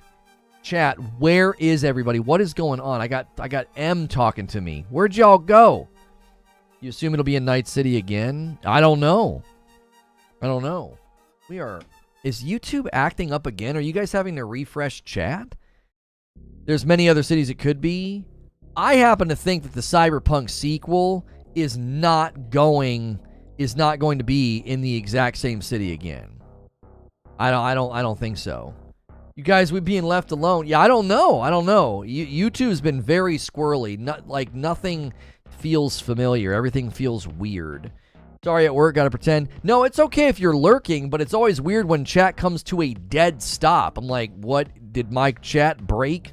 Watching from work, we'll chat when I can. You're good. It's just a test. I usually don't call out lurkers. We love our lurkers. Lurkers are the lifeblood. But I'm like, man, chat just came to a dead stop. What happened? Because chat's been glitching periodically. It'll be like reconnecting, and then all of a sudden it's back. And sometimes it won't say reconnecting. I'll have to refresh it myself. What's involved with porting? I picture it just being plugging in a cable and running a program. No. Yeah, Revive Farmer says chat crashed. Yeah, I thought so. I'm here. Nothing contribute conversation. Enjoy Friday. No worries, Willie. No worries. I had a pretty butterfly land on my laptop and was taking pictures with my phone. It posed for me, wings spread and all. We were walking last 2 nights ago, and there was a dead monarch in the street, and I was like, "Oh, that's so sad." You know, they're so pretty. It looks so tragic. Just a dead monarch in the street. Just came in. New projects for CD. Love my A-Team shirt. Don't forget, this comes from 80s Tees. If you grew up with the A-Team, you can get this shirt from 80s Tees. Remember to use my code over there. Always remember, the best way to support this stream is to be here every single day. Hit the like button. Hit the subscribe button so you can talk in chat. Help us hit 20,000 subs. We're 19 subscribers away, so help us hit that goal. Give some members. That always gets the sub count going up. Maybe consider becoming a member on your own. That supports. You get grossed out by monarchs? Monarch butterflies are awesome. I always feel like monarch butterflies look like tiny dragons. I don't know why. Their legs and their wings, they look like tiny dragons. What's the significance of moving to Boston? I don't know. Maybe it'll make it easier to hire stateside talent, possibly. You know, that's possible. Dead Monarch in the Street, is that an emo song? Yes. Migratory monarch butterflies are now endangered. Are they really? Boston, from videos I've seen, is beautiful at night. High-tech city. That's a dragonfly. No. I'm not talking about a dragonfly. When I look at a butterfly, it reminds me of a dragon. It's because of the patterns in their wings. Dragonflies look like little planes. Such an odd choice. I don't know. Cold as well, that's what happened to dragons over millions of years of captivity. Yeah, now that we call them butterflies. No sun. Could be a cost of living thing. Could be, I don't know. It could be that it's easier to find and hire and pay people there. I have no idea why they chose Boston. Butterflies are symbolic of my wife's family. I nicknamed my wife Dragonfly in reference to them. They're moving the next to a team they already have posted in Boston. Oh, so that's why they're doing it. Boston is where CD Projekt Red third-party devs are stationed. Basically, it's about to become neighbors. So they have it. Okay, that's why. There's an existing location there now. That makes sense. Okay, I get that. That okay. It's not just like they didn't like throw a dart at a board of the United States and just pick Boston randomly.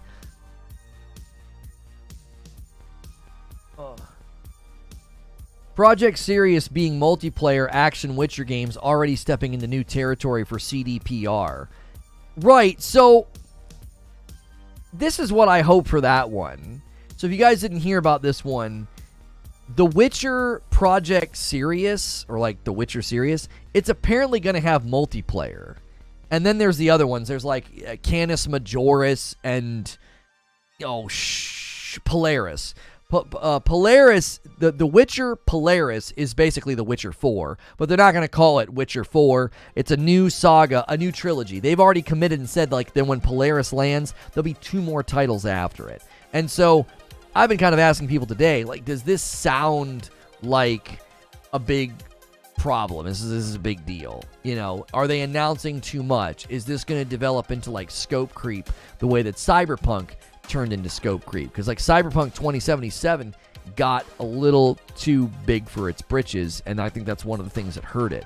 Porting from Red Engine to UE5 doesn't require original or creative thought. Just need a team to copy what was already been designed to a new engine. Coders who excel at both engines would help. Sometimes, I'm fairly certain I've read at least 2 interviews, but sometimes in those scenarios, they actually opt to rebuild. It's just easier. It's easier to rebuild from scratch. Now, they know what they're building, right? They don't need, like, help building it because they're not building, like, a room or a building or a city that they've never built before.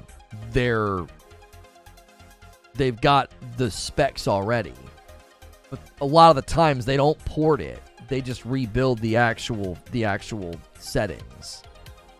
Like, well, we know the streets and the cars and the buildings and the lights. We got to build all this from scratch. If you guys are just tuning in, the latest CDPR update, if you've been paying attention to the CD Projekt Red update, they posted a video. They had an earnings call, an investor call. They announced a lot. They announced basically what The Witcher 4 was going to look like. It's not going to be called that. They announced 2 other Witcher games in addition to that one, and that's when they announced the Cyberpunk sequel. We already covered the Cyberpunk 2077 sequel this week. That's why I'm not talking about it too much.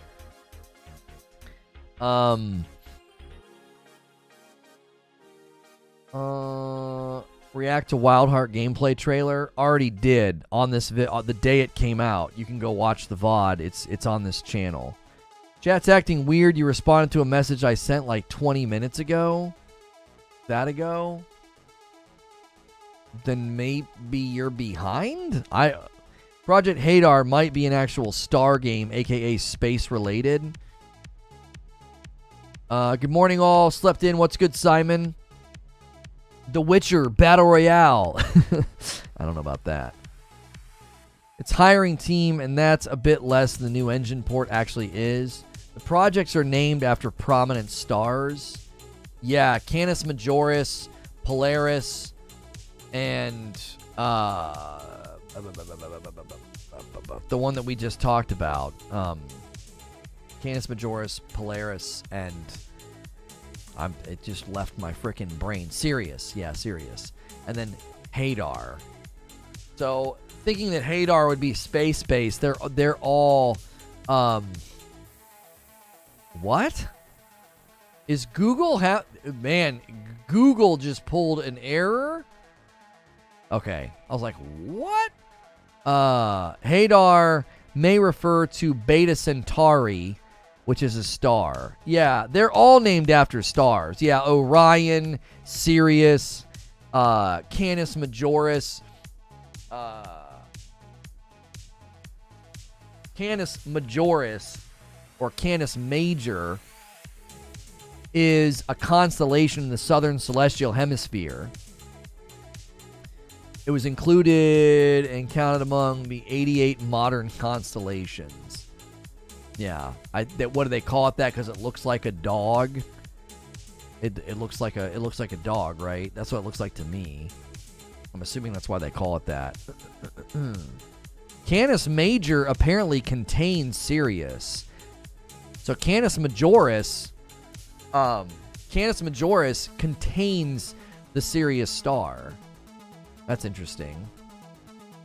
I wonder if that's a clue about anything. So the Canis Majoris is a collection, and then Sirius is a star, like at the throat of the dog.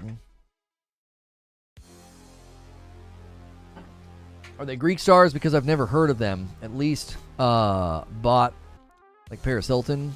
She's a way more popular star. Oh my gosh. I'm tempted to just get the Japanese version. Of what exactly? Gluteus Maximus, that's your favorite? Yeah. I like Gluteus Maximus. I can't lie about that. I have to I couldn't go any further with the joke.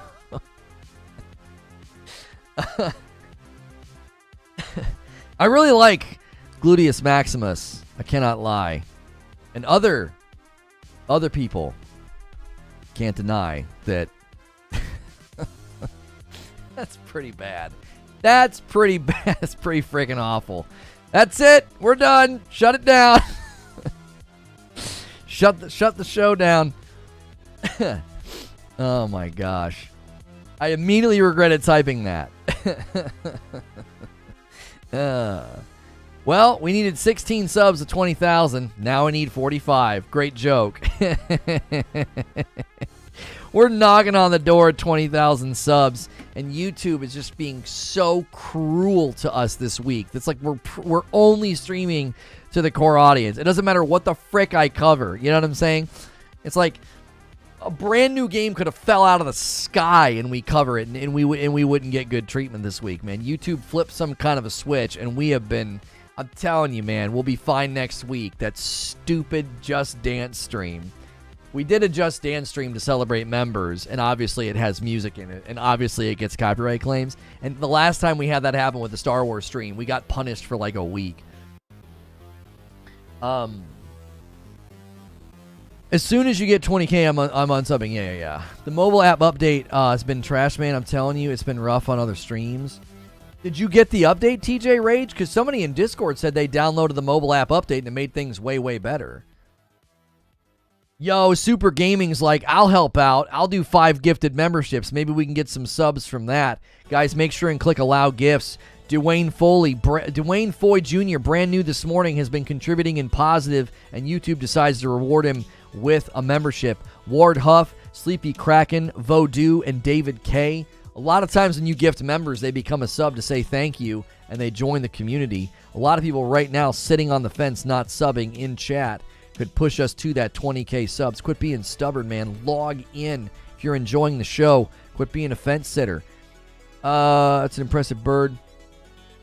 Yeah. My wife a month ago. Oh, the owl. Man. That's crazy. Who's the woman holding her? I updated YouTube, looking better now. Nice. The stream is like a born McDonald bit when he intentionally bombs. That's right. Oh, like a Norm McDonald bit. Yeah. Slowly but surely, people will update their app, and then next week we'll probably be in a better situation. We've had people complaining all week about problems with the platform. I convinced my buddies to sub to your channel, but they tuned in right for that terrible joke and they changed their mind. Sure, Abe, sure. I'm so sure that you have friends. The Danzatastic hitting a 14-month milestone, and it's a tier 2. Thank you so much. New mic, sounds more deep, sounds good. No, I've not changed anything. I haven't. The weather's a little bit colder, and sometimes when it gets a little bit colder and the temperature drops, my voice will drop a teeny bit. It'll get a little bit deeper just because, you know, some people will be like, "Are you feeling okay?" You might be noticing that. I don't feel weird. I don't feel like I have any, you know, scratchiness in my throat, but that might be why. I convinced all of them. Yeah, all of them. Predator with 20-month milestone. Thank you so much. Onward and upward. Lido jumping back in with their membership and renewing. Guys, if you want to support the channel directly, hit the join button. Let's get a little member train going. Look at all those members in chat. Join in the fun. We do members-only content every single day. You can be a part of that. All you got to do is click join. It's $5. Tonight, my wife and I will be playing a scary game in the spirit of October, and that's members only. So if you're around 8 p.m. Eastern, we do that every Friday night, and this month's theme is scary games. At the end of the month, we'll be doing the Star Wars watch party, so make sure you keep your membership going all month long. Phantom Phoenix hitting 2-month milestone. First 2 months and many more. I appreciate that very, very much. Thanks for jumping back in. Call me soft, but there are a lot of things I don't like, but becoming a parent changed the best thing that happened in my life besides meeting my wife, daughters, my whole world. Oh, brother. Man, you have a little girl, and it turns you into a big softie. I cry all the time. I was already kind of an emotional guy, but my daughter is, she's turning 9 in a month. She's so close to double digits, man. It's crazy how fast it goes. It's October. What's the CGN? What's the CGN? What? All of them. Vax, mine's 9 months. I'm in. How are we doing today? Yo, it's good, Distorted. Talked to all my friends into joining. Whole guy. He's all in, says Nova. There we go. Yeah. We're right on the doorstep of 20K, so don't get all your friends and family to subscribe to the channel because they'll never watch. Like, don't do the inflated sub count thing. Like, that's not how I want to hit 20K. We're going to have to probably hit 20K next week, and that's fine. I'd rather get within like 5 or 6 and then blast past it because I don't want to hit it and then drop below and then hit it and drop below. So we're in a good holding pattern right now. We're not doing a second show today. We are not doing a second show. This is the only show today, and we thought this was pretty big, and YouTube doesn't think so. So you guys do, though. You guys have been amazing today. You guys have been amazing all week. If you've been subbed to this channel for a while or a good long time, I really appreciate the turnout this week, the support and the love, the people that have been liking and commenting on the shorts. Thank you for doing that. The people that have been tuning in for the streams. YouTube just, we can't get any love on search, and then when we're done, they put us in search. It's super weird. They're messing with some things. They're messing with they're messing with live stream placement on the platform. So you're breathtaking. People maybe over CD Projekt Red in general. No, a lot of people covered this week, Eugene. We always look at other channels to gauge where the interest is, and the interest is there. We can't get put on search. It doesn't matter what we cover. It's something that YouTube changed. There was a time where I would be in both. People would be finding me on their homepage, or they'd be finding me on suggest. They'd be finding me on search. For 2 weeks now, we just don't show. We get no search results unless we cover a big game reveal like Dead Space. So let's throw out another discussion question, though. If you found me today on your homepage, suggest, or search results, you're a gem. We want to meet you. Hit subscribe. Let us know how you found us. Let us know what you think of all the stuff. Which game interests you the most? Okay, there is a new Witcher saga there, which is basically The Witcher 4, but they're not going to call that. There's the Witcher game that's going to have multiplayer. And then there's the Witcher game. It's going to be like a standalone RPG, sort of just separate from the new saga. And then there's the Cyberpunk sequel. And then there's the brand new IP. Did the first Ascendant video do well? Both videos yesterday, once I wasn't live, started getting great results in search. And it's like, that's no good to me. I mean, thank you, but can you please do that when I'm live? Like, we started getting good results after we weren't live. It's like, they don't quite know how to treat a live stream just yet. It's like, once it's a video, then they know what to do with it. And because you guys have been so awesome, they're like, hey, that's a good video. You know what I mean? New Witcher. Brand new IP, new Witcher. Well, there's a couple new Witchers. Like, which of the new Witchers are you looking forward to? Which of the new Witchers are you looking forward to? This one or... the new Witcher Saga first, new IP second, Cyberpunk sequel third. Kratos says Witcher Saga, then the Witcher standalone, then the Cyberpunk sequel, then Witcher multiplayer. See, I think I'm drawn to the Witcher game with multiplayer. Because I want to have a game, I want a co-op experience.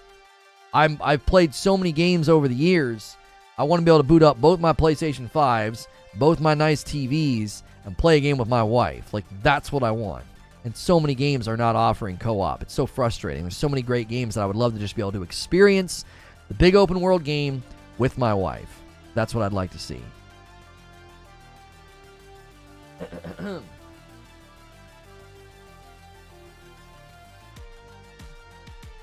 I've never played The Witcher, but I'm holding out for the update coming to play it. I've heard it's a good game. Oh, like the next gen? Yeah, The Witcher 3 next gen update or whatever they're calling it. I don't know if they've given it like an official name. That's probably what everybody's calling it. So much going on in The Witcher. Gotham Knights is going to be co-op. Any predictions for how the multiplayer will work? I would imagine, since they said this is the description. Let's go read the description. They said that it is Sirius is a code name for the game being developed by the Molasses Flood, set in the Witcher universe and created with support from CDPR. It will differ from our past productions, offering multiplayer gameplay on top of a single player experience, including a campaign with quests and a story. That's going to fall into one of two categories. Because when they say it's a multiplayer gameplay on top of the single player experience, that either means it's coming alongside and you can play with somebody else and experience co-op together, or it's PvP, like dueling or something, kind of like whatever the frick what is that game? The game where you stand off and fight PvP. It's not Chivalry, it's the other one. It's the one they've like completely reinvented it. You play online, it's like sword fights. It might be like that. I think it sounds more like what Paul's saying. Yeah, For Honor, thank you. Yeah, it might be PvP like For Honor, but the fact that they say it's multiplayer on top of the single player experience, that doesn't sound like a separate thing. That sounds like an integrated thing, right? I don't feel like it's going to be like a For Honor where, yeah, you can play through another Witcher game or you can go fight PvP. It sounds like that will be the general theme change is, no, this is a Witcher universe you can experience with other people. It truly died. Oh, yo, yeah, Witcher MMO. Right. Yeah. Don't want that word in chat. Monster Hunter style for Witcher would make the most sense. Even Geralt could be a guest character.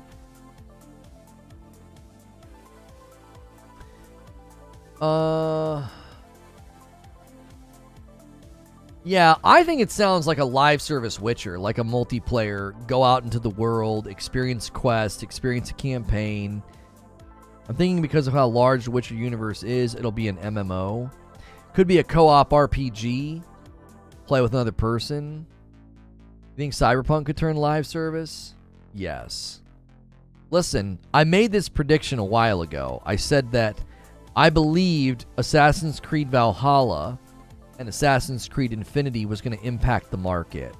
And I think you're going to start to see people build a big, huge world and then say,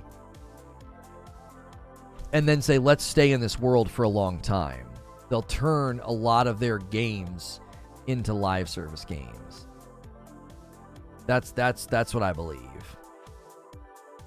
They're going to say, listen, we spent all this time building this world, this map, these mechanics, the enemies. Let's just keep expanding the world. Like I feel like Valhalla charted new territory, and Infinity is going to sort of be like the beginning of that. They're going to say, hey, this can be kind of an ongoing thing. Infinity is going to be more of a hub, but I do think Valhalla's paved the way.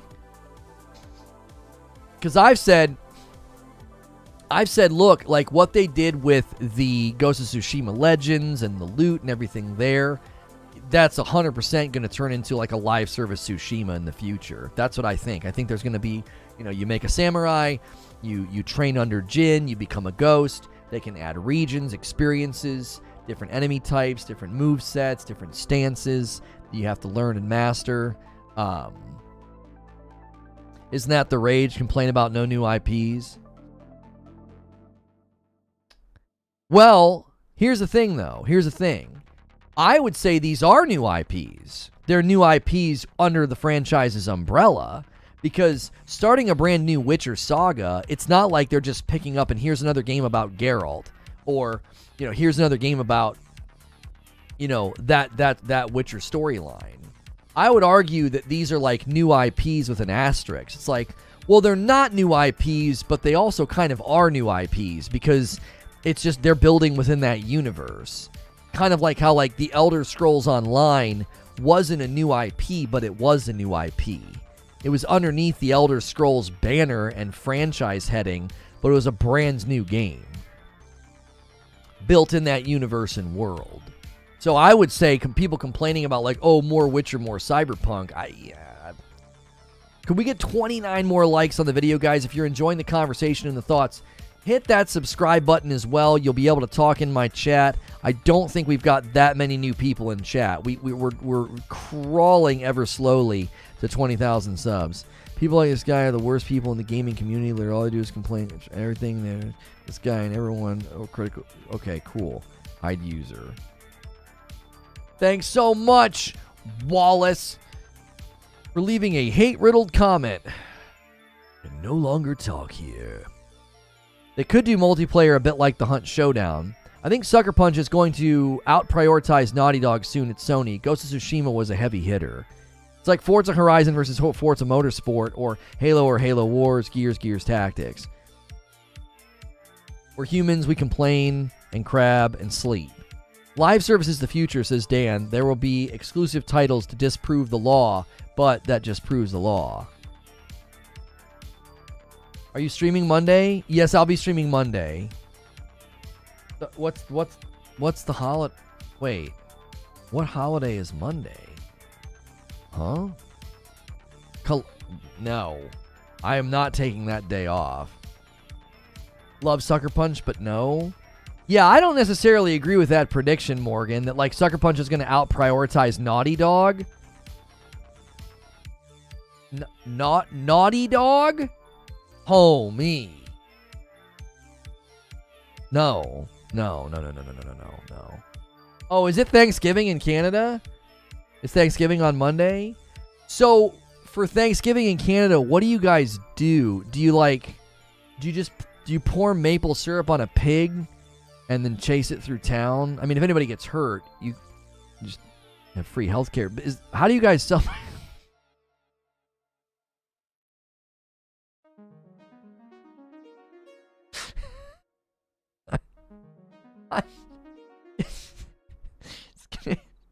It's Canadian bacon chase. You gotta chase that Canadian bacon, baby. Just all that maple syrup in the street. We celebrate just like you do. No. I highly doubt. I doubt that. Insults are not funny. Chat's laughing. Chat's laughing.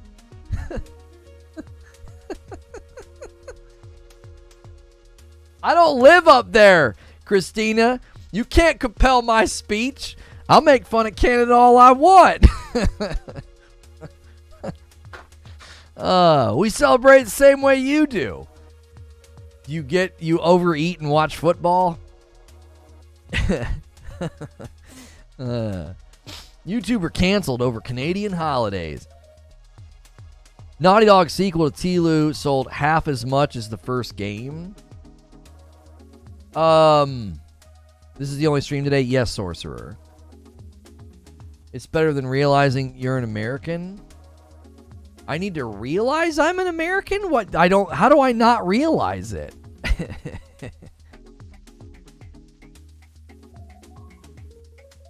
Hey, my man Dave gifting 5 members of the community. Cat got 1 daily grind. Meadow Pixie, Just Barker, Sam Thompson, all 5 are gone. Come on, let's get a little thing going. Soccer, we pick up. Team trophy will be at concession stand tomorrow morning. Okay, cool.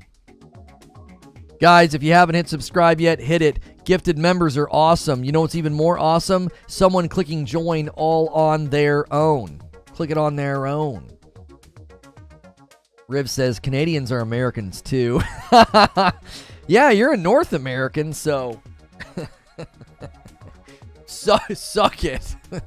You're basically an American. I sometimes forget I'm in the U.S. until my daily bald eagle screeches over my apartment to wake me up.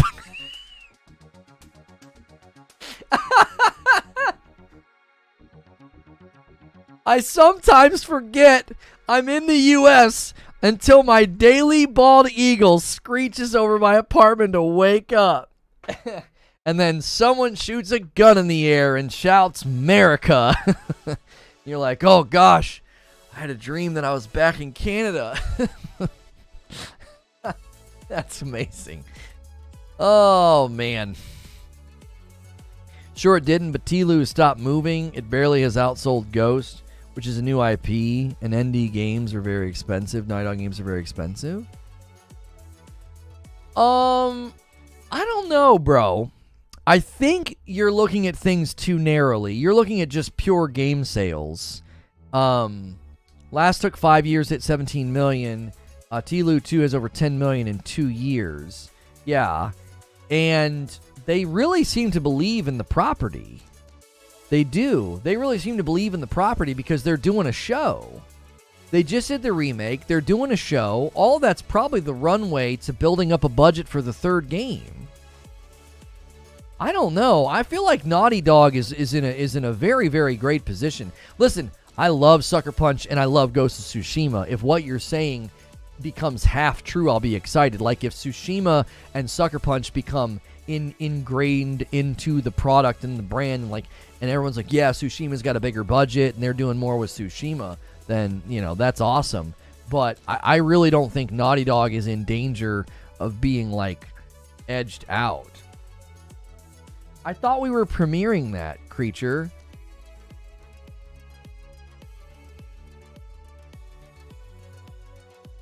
Are we going to premiere my Mario reaction instead? I thought we were premiering that. Oh, you scheduled it. Okay, Discord freaked me out. Okay, it's scheduled. Okay, cool. No worries. You freaking Discord is if you do anything. Did you notice last night I can edit tweets now, and if I edit the tweet, it updates in Discord as well. Anything you do, that little Discord bot's hey, attendance check. What's good, Homer? No one's able to answer. What did Raging Snake say? What's the question, Raging Snake? What is Thanksgiving exactly? What are you celebrating? Curious. Oh, come on. Don't do that. Go use Google. That's not what my stream is for. How can you say Canadians mess up bacon? Have you seen that burnt to a crisp piece of crap the U.S. called breakfast bacon? If it's burnt to a crisp, that means someone overcooked it. We don't really burn our bacon most of the time. Now, some people do because they really like it crispy, but that's a preference thing. If the average restaurant and breakfast, if you go to a breakfast joint in America, like a really, really well-known one, and you order bacon, it's not burnt, bro. That's something people do in their homes. Like, my son does not like it crispy. He likes it to be cooked. It's cooked, but he doesn't like it to be like crunch, crunch, crispy. He actually has a very specific preference. Yeah, some places bake it. They just put, that's what my wife does. She just puts it in the oven. Yeah, that's actually, over crispy or like burnt bacon is not a common thing, actually. It isn't. I think more people like it in the good lane. Golly frick. Cannot stay on this one. Makes it easier to capture the grease too. I don't know if we've tried air frying the bacon. That might be cool to try.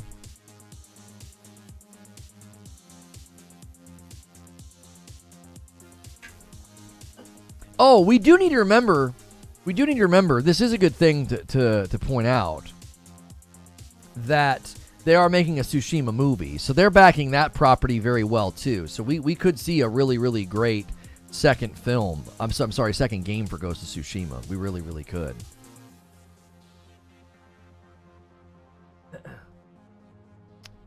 We're getting a Ghost movie? Yikes. Why is it a yikes? It's going to be in Japanese. It's going to have Japanese actors, and I'm fairly certain. Did I tell you when the Jin actor recreating the hot spring? Yeah, it was funny. It was funny.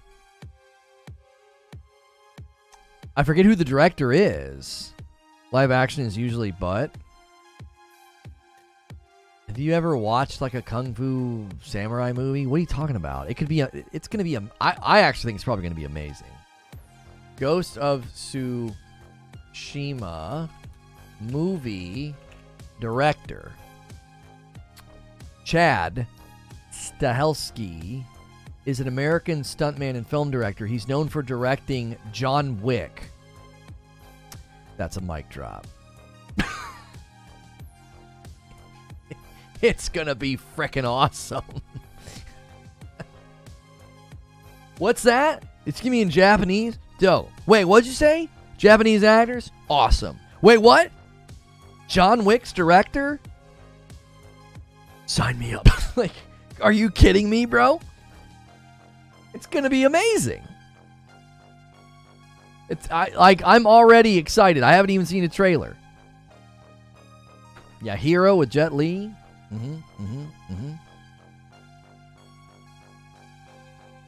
They were stunt coordinators before they made those movies. Yeah, dude. It's going to be awesome. That means he knows how to create up, really good. That's probably why that action in John Wick is just so moment to moment awesome. If you guys are just tuning in, we're well off the rails. The CDPR update, the CD Projekt Red update was significant, seems pretty drastic. They're announcing tons of games. Everything's going to be in Unreal 5. We've been debating it and discussing it for quite a while this morning. If you have any questions, hit subscribe and chime in my chat. Could I get 16 more likes on this video if you've just tuned in for the day? Make sure you're not on top chat so you can see what everybody is saying, so you're on live chat, and smash that like button. That's a great ritual to go through every day you come into the stream. Naughty Dog franchises have moved approximately 80 million in sales. Let me know when Sucker Punch hits 50 if you want to say that Sucker Punch is going to start to be prioritized over Naughty Dog. Oh, he also made Day Shift on Netflix. Nice. Uncharted did not flop. Wait, the movie? I feel like it did. Uncharted has become the 8th highest grossing film of 2022 at the box office. Talking about critical response, it received a 6.4 out of 10 on IMDb, and Rotten Tomatoes scored it as a 41% from the community. So it was the 8th highest grossing film, so they made tons of money, but it got absolutely shredded by the community. So that's a flop? What? 8th highest grossing film? It's in the top 10 for the year. How's that a flop? What do you mean? A ton of stuff, a ton of big movies came out this year, didn't it? In being in the top 10 Can you imagine making a movie and being in the top 10 of all of the highest grossing movies of the year, and you're in the top 10 and people are like, yeah, it was a flop? I don't know if that's possible to be in the top 10 and be a flop. That doesn't sound right. Have $1 billion, bro? That's dog sh... It didn't get reviewed very well. If you turn your brain off, it was entertaining. Get out of here with that trash flop, fool. Critically bombed, box office success. Yeah, you can say it bombed with the reviews, but you can't say it flopped. Flopped indicates that it wasn't successful. They made a ton of money. They made their money back. Projections are greater than reality for finance. Do you know what their projections were? Did you work on the project?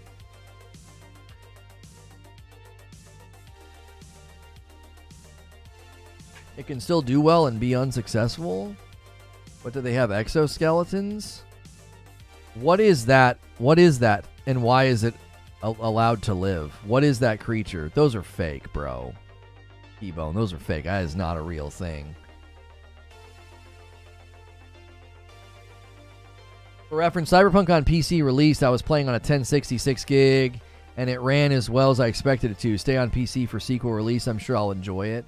Well, the Cyberpunk sequel is going to be on UE5, so I'm not concerned at all about performance. Maybe, funny enough, somebody was saying just this morning, I think it was Wheezy, that the Unreal Engine has problems on PC that have continued, and most of the games I see on PC and Unreal are great.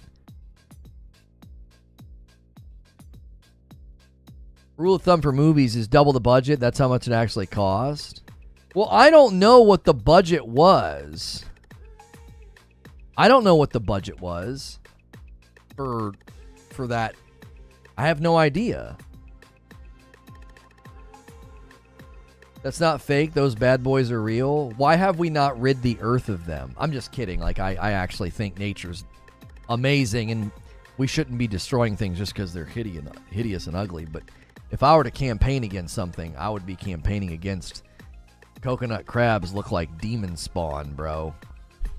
At least they're crabs and not spiders. If they were spiders, I think we'd have to get rid of them. We'd have to nuke the site from orbit. It's the only way to be sure. You know, wherever they live, it's time. Get the nuke codes, man. If those were spiders. UE5 seems to be the best engine of the current era for PC and consoles, says Xerox. Frostbite sucks. 343's engine sucks. Red Engine has its issues.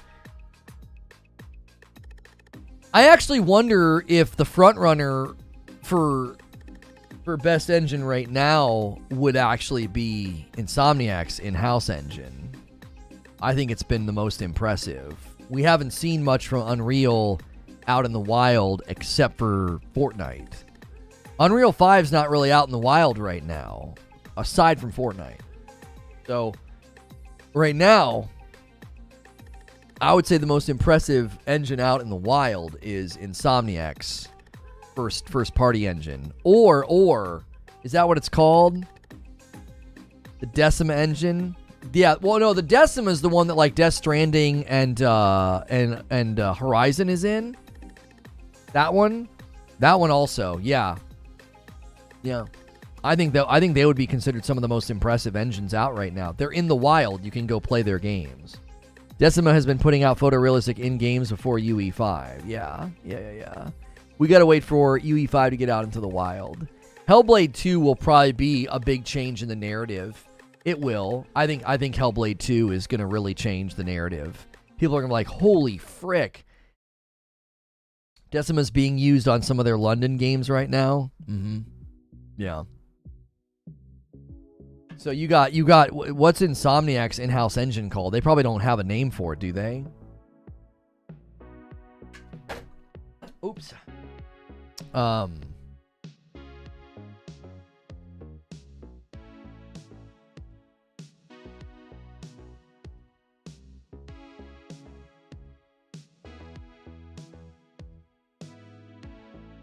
Yeah, that's gross. It's one thing to try to post like a creepy picture, but don't post something where some poor animal's being like cut open.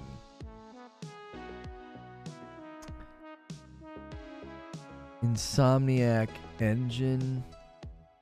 Insomniac Games. It sounds like they might just call it the Insomniac Engine. Quick Google search. Looks like they just call it the Insomniac Engine. Their engine is called "We make games faster than everyone else. You are trash. Get effed."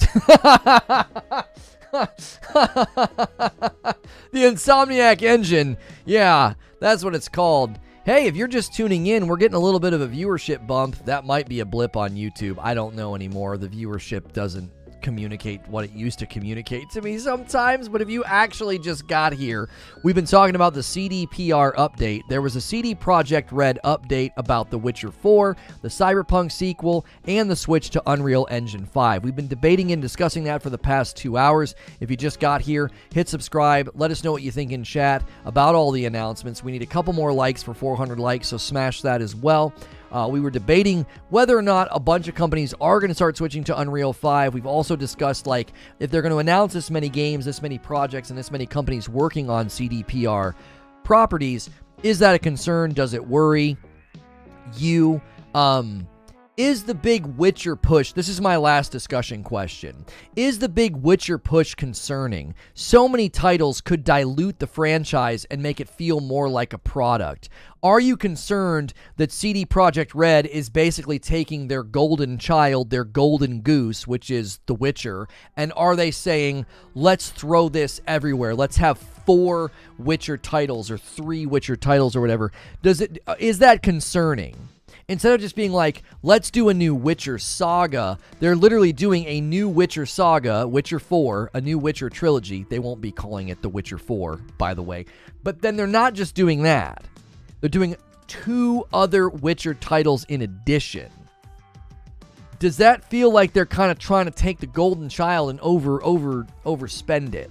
The golden goose, right? Their big property, their big title that everybody loves the most is The Witcher, and they're seemingly trying to get a whole lot out of it.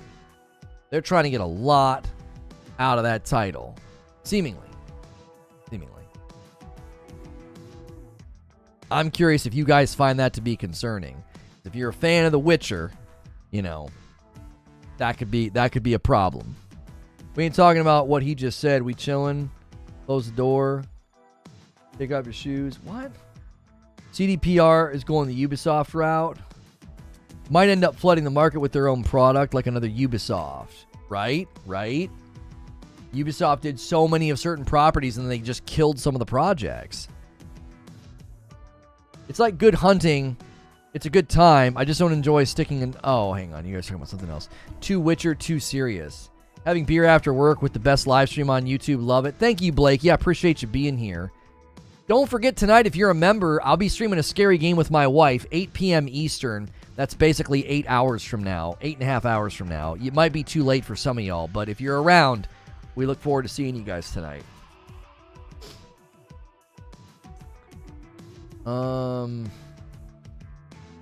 Seriously, though, Insomniac's output's mind-boggling. It really is.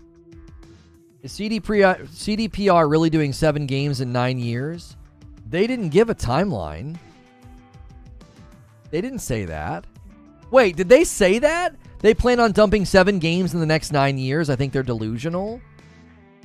They said that in the update? I mean, they have other companies working on the properties. Am I crazy or wanting a live service Ratchet game? No, you're not. Can you imagine creating your own little guy and your own little weapons and your own little skill tree?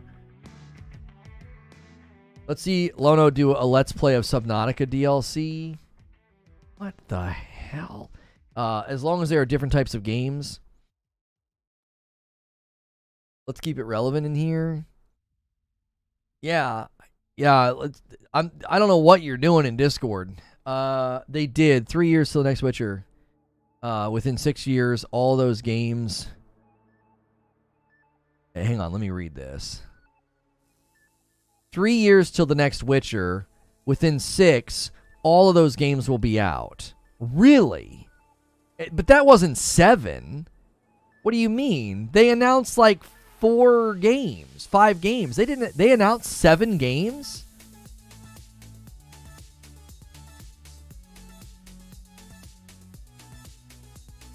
6 years after the new game is out, of course.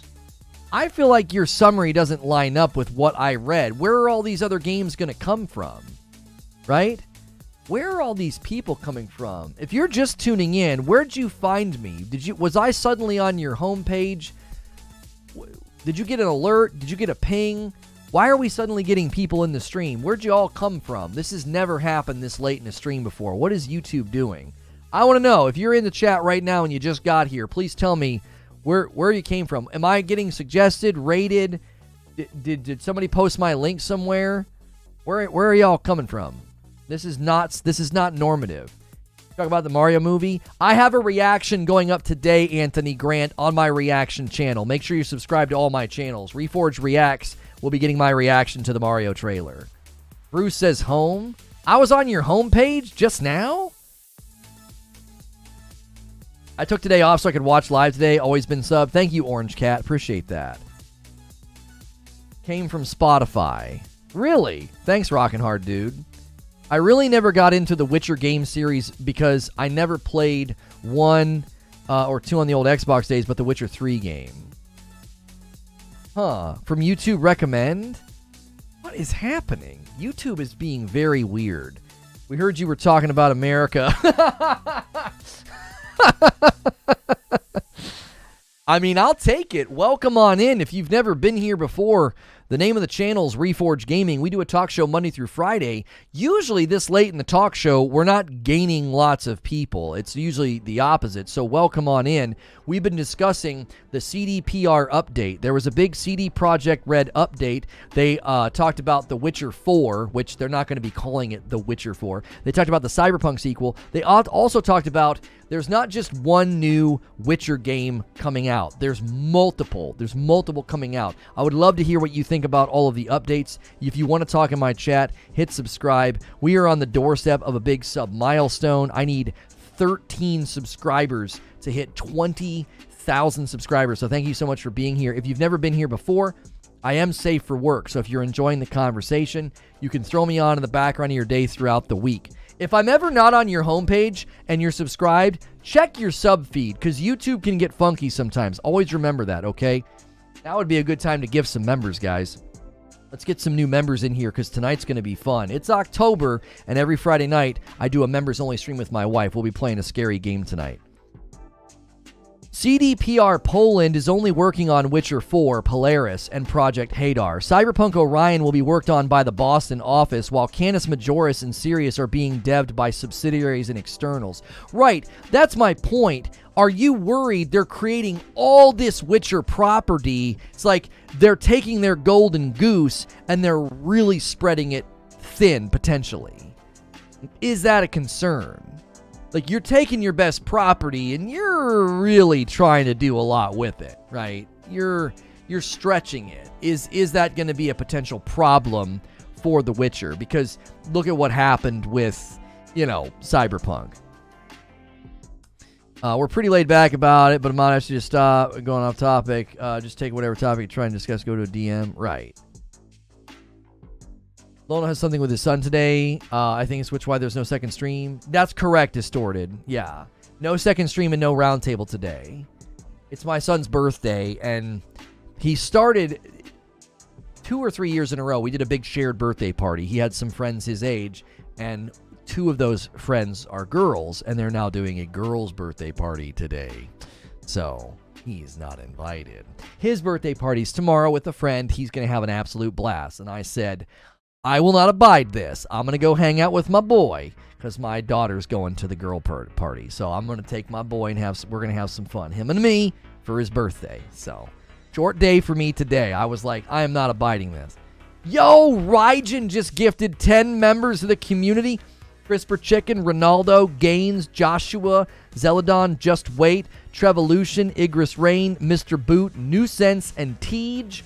All of you got gifted members. I hope to see you guys tonight for the members-only stream with my wife. Make sure you're subscribed. Make sure you have alerts turned on. Anytime you become a member to this channel, you get access to my members-only Discord as well as the daily members-only content that we do here on the channel all the time. Happy birthday to your boy. Thank you. No roundtable? No. No, the birthday party that my daughter's going to is like right when the roundtable would have typically started. If you guys are typically not here on Friday, the Reforge roundtable happens every Friday at 2 p.m. Eastern on this channel. Turnout has not been that great, and I think some of it's because of the thumbnail and the topic. We're going to start making the thumbnail look a little bit more like my thumbnail, so if it's in your feed, you'll recognize it. And number 2, we'll have a central topic. And I also am going to try and talk about it a little bit more during the week, because if the sub base in this channel isn't supporting that podcast, we're going to have to do something else with it, and I don't think we should have to do that. I think a lot of you would enjoy the show. You might just not know about it, right? You're listening to a podcast all week long. I don't know why you wouldn't enjoy the Friday one. So if you can be around Friday afternoons for the roundtable, make sure you're setting that time aside. I just showed up what's going on. No Man's Sky 4.0 just dropped today as well. We have an update on Reforge updates about No Man's Sky 4.0. It's a great reason to be subscribed to all of our channels. Somebody this morning, I think it was Sven, he was like, look at this crazy update in No Man's Sky. And I was like, yeah, we pushed out a video about that yesterday. Ubisoft thinks you should pay $120 for Far Cry 6 Game of the Year edition? Oh, golly. Do I need to record a shout-out for your son's birthday since you did for mine? No, that's okay. You don't need to do that. I feel like oversaturation could be a potential, says Siege Master, with all of the various Witcher games that they announced. If you missed it, there was a CD Projekt Red update, and they announced like 4 new Witcher games. I don't think they'll be overwhelmed by how many games they're working on due to how they're seeming to spread out the projects between their studios.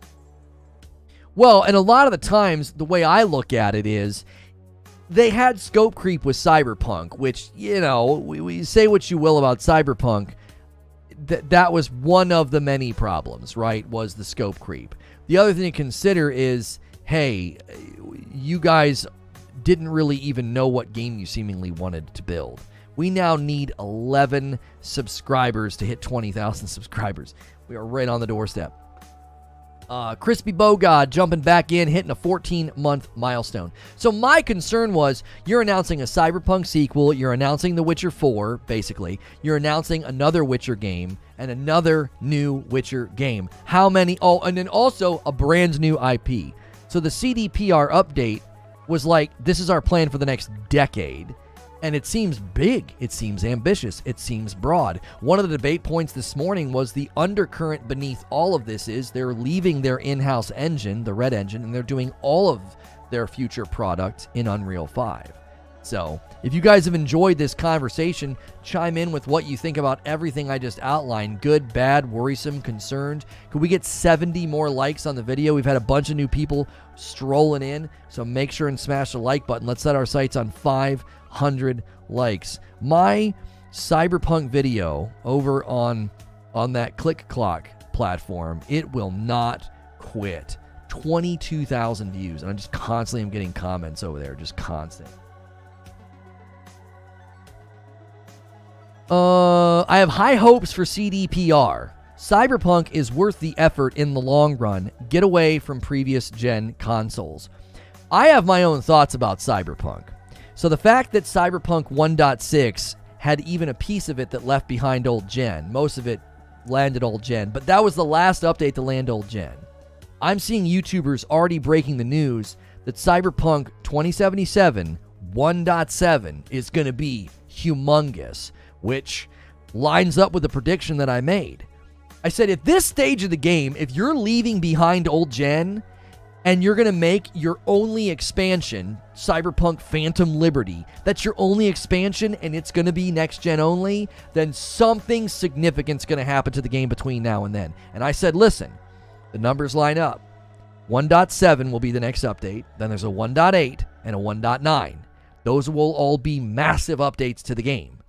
Then they will push out a free update to coincide with Phantom Liberty. It'll be Cyberpunk 2.0. That's what I think is going to happen. Cyberpunk 2077 2.0. Because a 2.0 moment is a moment. It's a turning point. This is basically version 2. This is what we wanted to build. This is what we wanted to create. You think GTA 6 will be announced end of the year? I don't think so, no. It feels too early. I think the leaks hurt that game personally. I don't know. Game Awards is the big announcements at Game Awards. Probably going to be Elden Ring DLC, Spider-Man 2, maybe more from Spider-Man 2. I think there's going to be a PlayStation showcase this month, but the Game Awards in December, I think you're going to see Spider-Man 2, more of Spider-Man 2. I think you're going to see an Elden Ring DLC announcement. GTA 6 will be announced in an upcoming in-game event in GTA 5. Work for No Man's Sky, everything changed with 2.0. Wolverine teaser. I think they're going to let us see Wolverine in an expanded cinematic trailer. They'll do that at the PlayStation Showcase. More Starfield. The Game Awards would be the perfect time for Starfield to start saying something. That's for freaking sure. I would say. We won't be seen till next E3. No, I disagree. I think the PlayStation Showcase, they're going to show a bunch of Ragnarok gameplay. There'll be gameplay of Spider-Man 2, the first reveal of it. It'll be a gameplay reveal trailer. And then there'll be a new expanded cinematic trailer of Wolverine. They're going to let us see his face. That's what I think. Yeah, Diablo 4. Yep, Diablo 4. I know it's off topic, but I think we're finally going to get Need for Speed. That's what Underground was like. New trailer looks pretty good. Like a 2060 in this day and age, just ain't it. I'd rather they wait to show Wolverine till it's 6 to 9 months out. You have to understand that a PlayStation Showcase, Morgan, they're going to talk about something like they're going to have to remind us about those properties, right? They're going to have to remind us about those properties. They're not just going to like go totally quiet. Well, we did a teaser trailer. We did a cinematic trailer how long ago? Yeah, and I think they're going to have to continue putting that on everybody's radar, personally. The Texas Chainsaw gameplay looked good. I've not checked it out myself.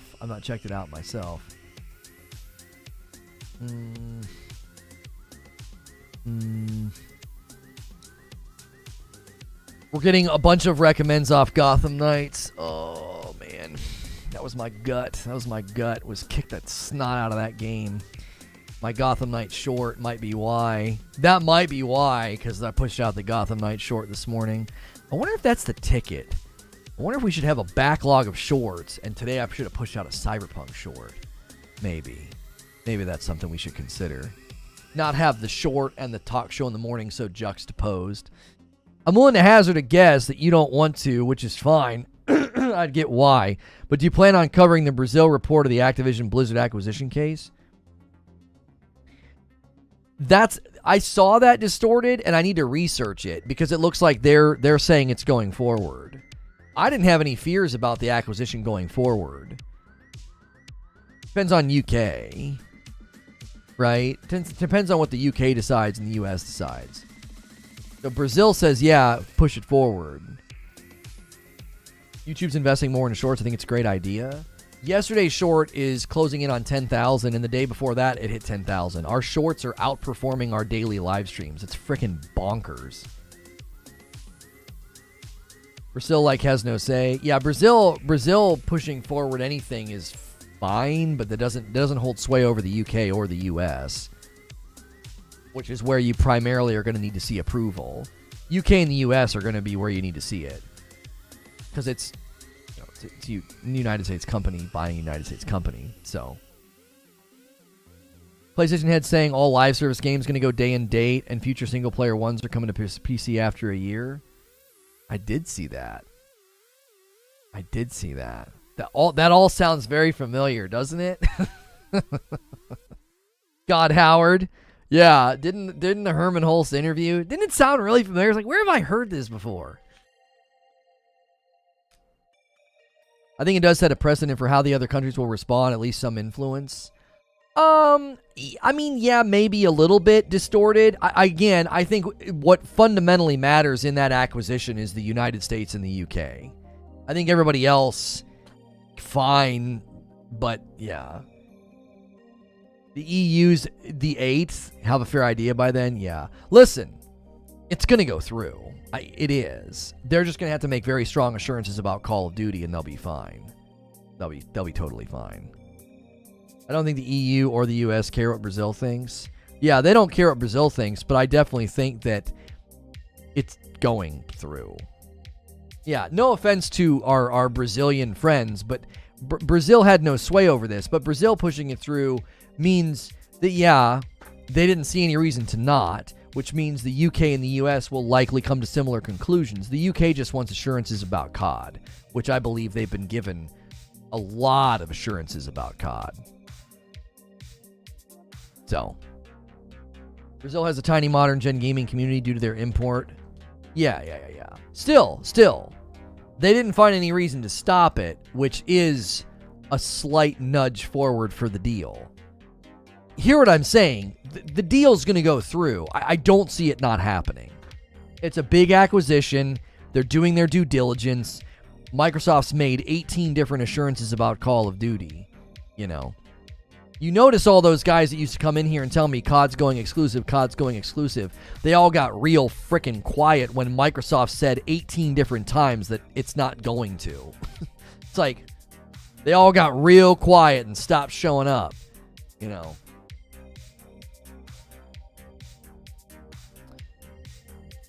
Legislation-wise, they're in the lead. No, at least I heard they are.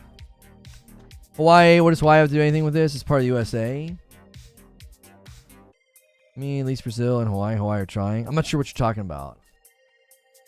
If I recall, the only reason Brazil mattered is that they opened the door policy so that the discussions were happening live. Yeah, we got to see all the paperwork. Exactly. Yes.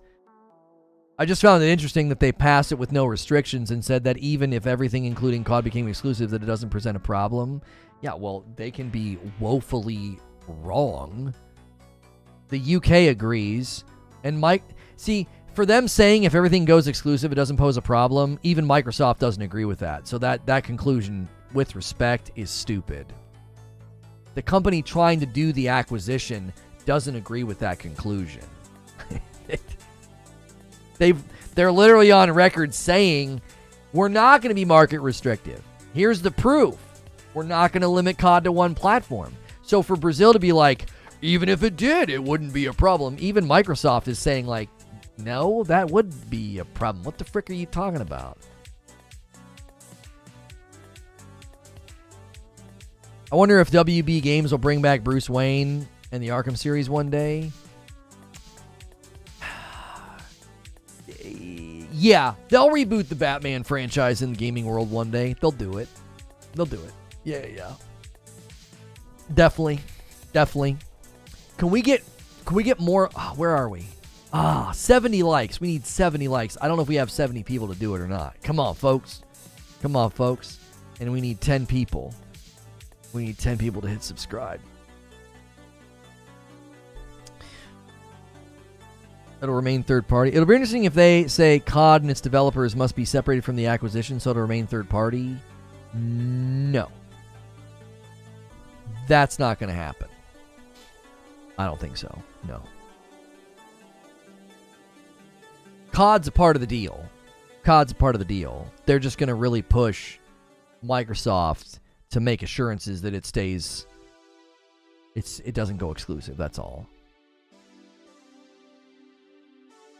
They said it presents a problem. Well, they said it presents a problem for Sony and that it wouldn't be business smart for Microsoft, but they said that that's not what they are there to consider.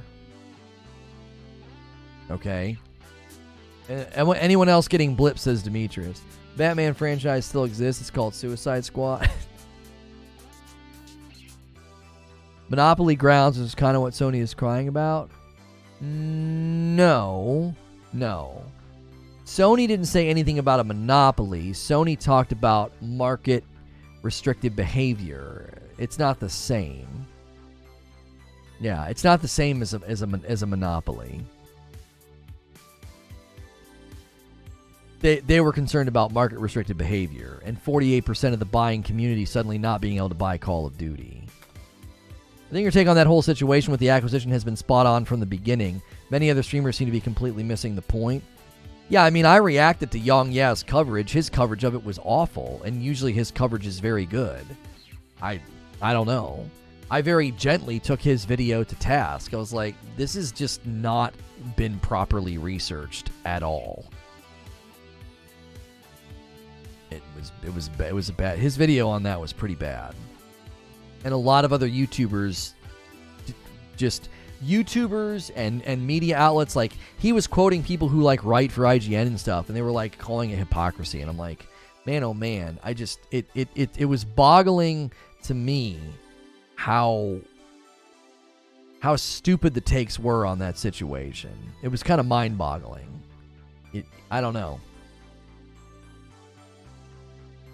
Might have mentioned already, but I saw reports at Brazil. Yeah. That's how we got on this subject. Somebody brought that up. Yeah. All access to exclusive content will lock to Xbox and PC. Watch and see. What do you mean by all access to exclusive content? There's zero doubt in my mind that there will be skins and early access and battle pass stuff and cool stuff. There will be plenty of that you can only get on Xbox. I'm never going to dispute that. But they're not going to make Call of Duty inaccessible on Sony. They won't. The shareholders would get involved because it's 48% of the purchasing community.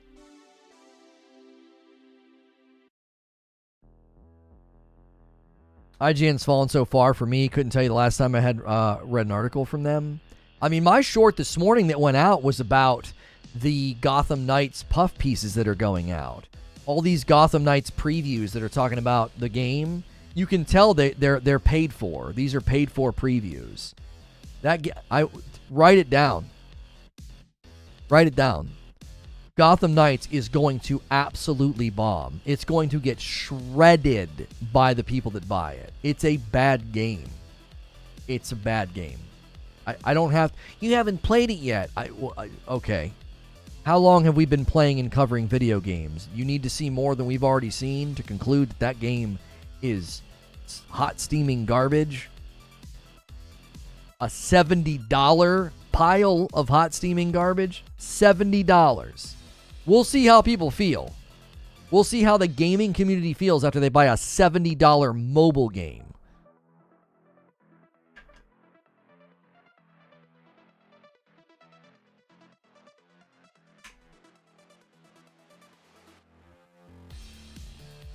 Some PlayStation fans canceled their pre-order of COD because of the acquisition by Microsoft. What are your thoughts on that? That's not a substantiated claim or a quantitative amount of people. Press X to doubt. No, that's not a thing. No one has canceled their pre-order of Call of Duty because of the Microsoft acquisition. Like, I don't know where you pulled that, but that's not true. There are people canceling their pre-orders to Modern Warfare 2 because they didn't like the beta. Let me let you know a little secret. Just a little teeny secret about all the people claiming that they canceled their Modern Warfare 2 pre-orders. They didn't. They're still going to play it. Nobody actually canceled their frickin' pre-orders of Modern Warfare 2. Bunch of crybaby whiners that are going to play the game anyway. For people that plan on getting Gotham Knights, there are spoilers out there in the wild. Please be careful if you plan on buying Gotham Knights. Yeah, if you care about the story.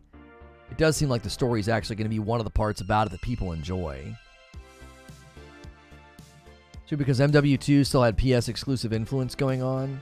Yeah, imagine claiming that people are canceling their pre-orders of Modern Warfare 2 because of the Microsoft acquisition when PlayStation just enjoyed 2 weekends of early access to the beta. They got to play before everybody else for free. What the frick? I didn't watch the trailer campaign that released. No,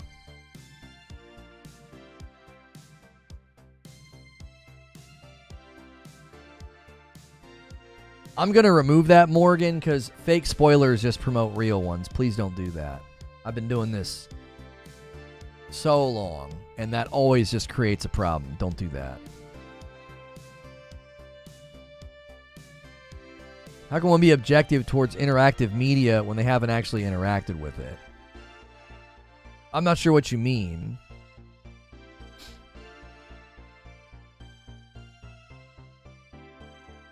Oh, I'll spoil you, Sven, because F you.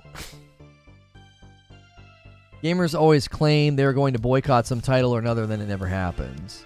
Same thing happened with the first MW2 on Steam. There was a call to boycott, and a group for it. At launch, every member of the said boycott group could be seen listed playing MW2. Of course. Of course. Been playing COD since the first MW. Once you hook, it's over. Yeah. You don't have to play a game to know it's bad. Yeah, like, that's the thing. I don't have to play Gotham Knights to know that thing. That's bad. That's a bad game. I've broken down at least, I think, 2, maybe 3 different sections of that game's gameplay. It is bad. The people say the puff pieces and the previews coming out, I don't trust any of those people. No way. This guy called me a dumb hater. Cool. I love how it filters their comments. It's like, thanks for the engagement. Thanks for the view. You can't comment anymore.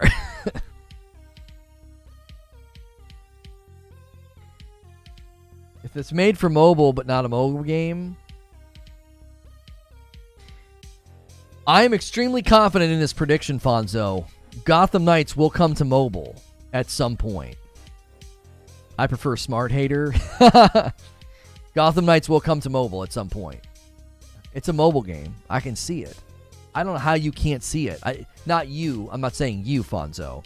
I don't know how anybody can't see that that's a mobile game. It's a mobile game. Look at it. It doesn't make any sense for the game to run the way that it does. The movement, the player animations, the combat, none of it makes any sense. It doesn't make sense. It doesn't look like an Arkham game. It doesn't look like any of the modern, over-the-shoulder, third-person action-adventure, melee-based combat games in the last 10 years. It doesn't. You can't see it? That game is coming to mobile. I promise you. The menus, the player animations, the combat. If that's not a mobile game, then at some point it was meant to be a mobile game. I'm telling you, it's either coming to mobile or we're going to find out one day they were building it for mobile and decided, and that's why the graphics changed, and that's why the character details went up and all that. I'm telling you, there is something off with that title. There is something extremely weird about that title. I've never seen a game that's looked like that for PC and console. It doesn't make any sense. It's 2022. How long has the game been in development? 25 years? Like, when did they start building it? It doesn't look like, it doesn't even come close. I have played indie titles by studios with less players than a football team, and their games look and run better than Gotham Knights. I'm like, bro, I don't know what the frick y'all did, but this game is bad. It is bad. Yeah, enjoy a timeout, Morgan. We're not talking about that kind of thing. Where the frick do you think you are? You just got hit with 3 timeouts. Me, Creature, and Quiet Shy hit you. Shut the frick up. You don't like J.K. Rowling? Here's how much I care.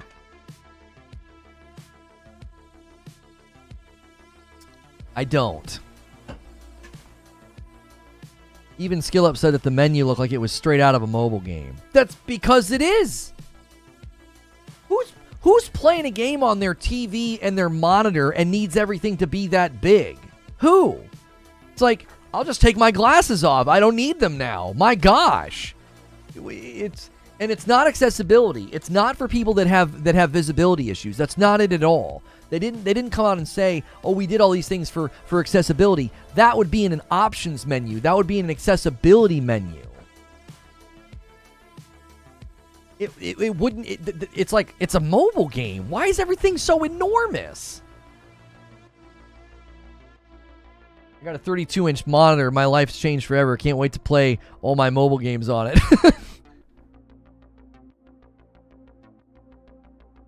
Why is my name gray? Your membership must have just expired.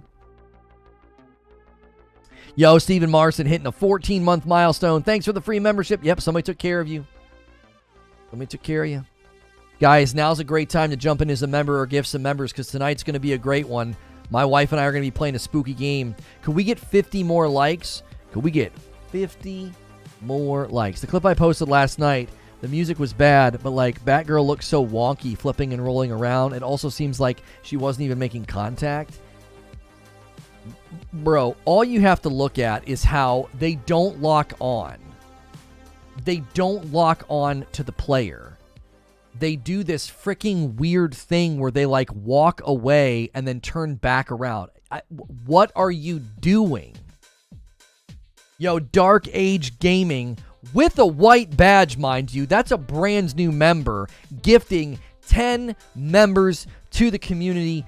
Doomer, PL, Anbu. Those are people that are here. Anbu and Benevolent are here all the time. Kellinator, Orange Spawn, Xander's here all the time. Eddie Jowett, Divine Perspective, Raven Health, and Lee Brown. Welcome to Reforge Gaming. Kratos decides to jump back in and fix the member problem. If you got a membership, don't forget, tonight, we are doing, I know, Creature, I know. We are doing a members-only stream tonight. My wife and I will be playing a spooky game, 8 p.m. Eastern. It's a great reason to get into the members-only Discord. You won't miss the announcement, right? You will not miss the announcement. Yo, it's good, Helix. Good to see you. Don't forget to call out the ghost name, Mark Clark. That's right. Yo, God Howard's gifted a member to somebody. Somebody grab that one real quick. Real quick, snag it. Arkham927 snagged it. There you go.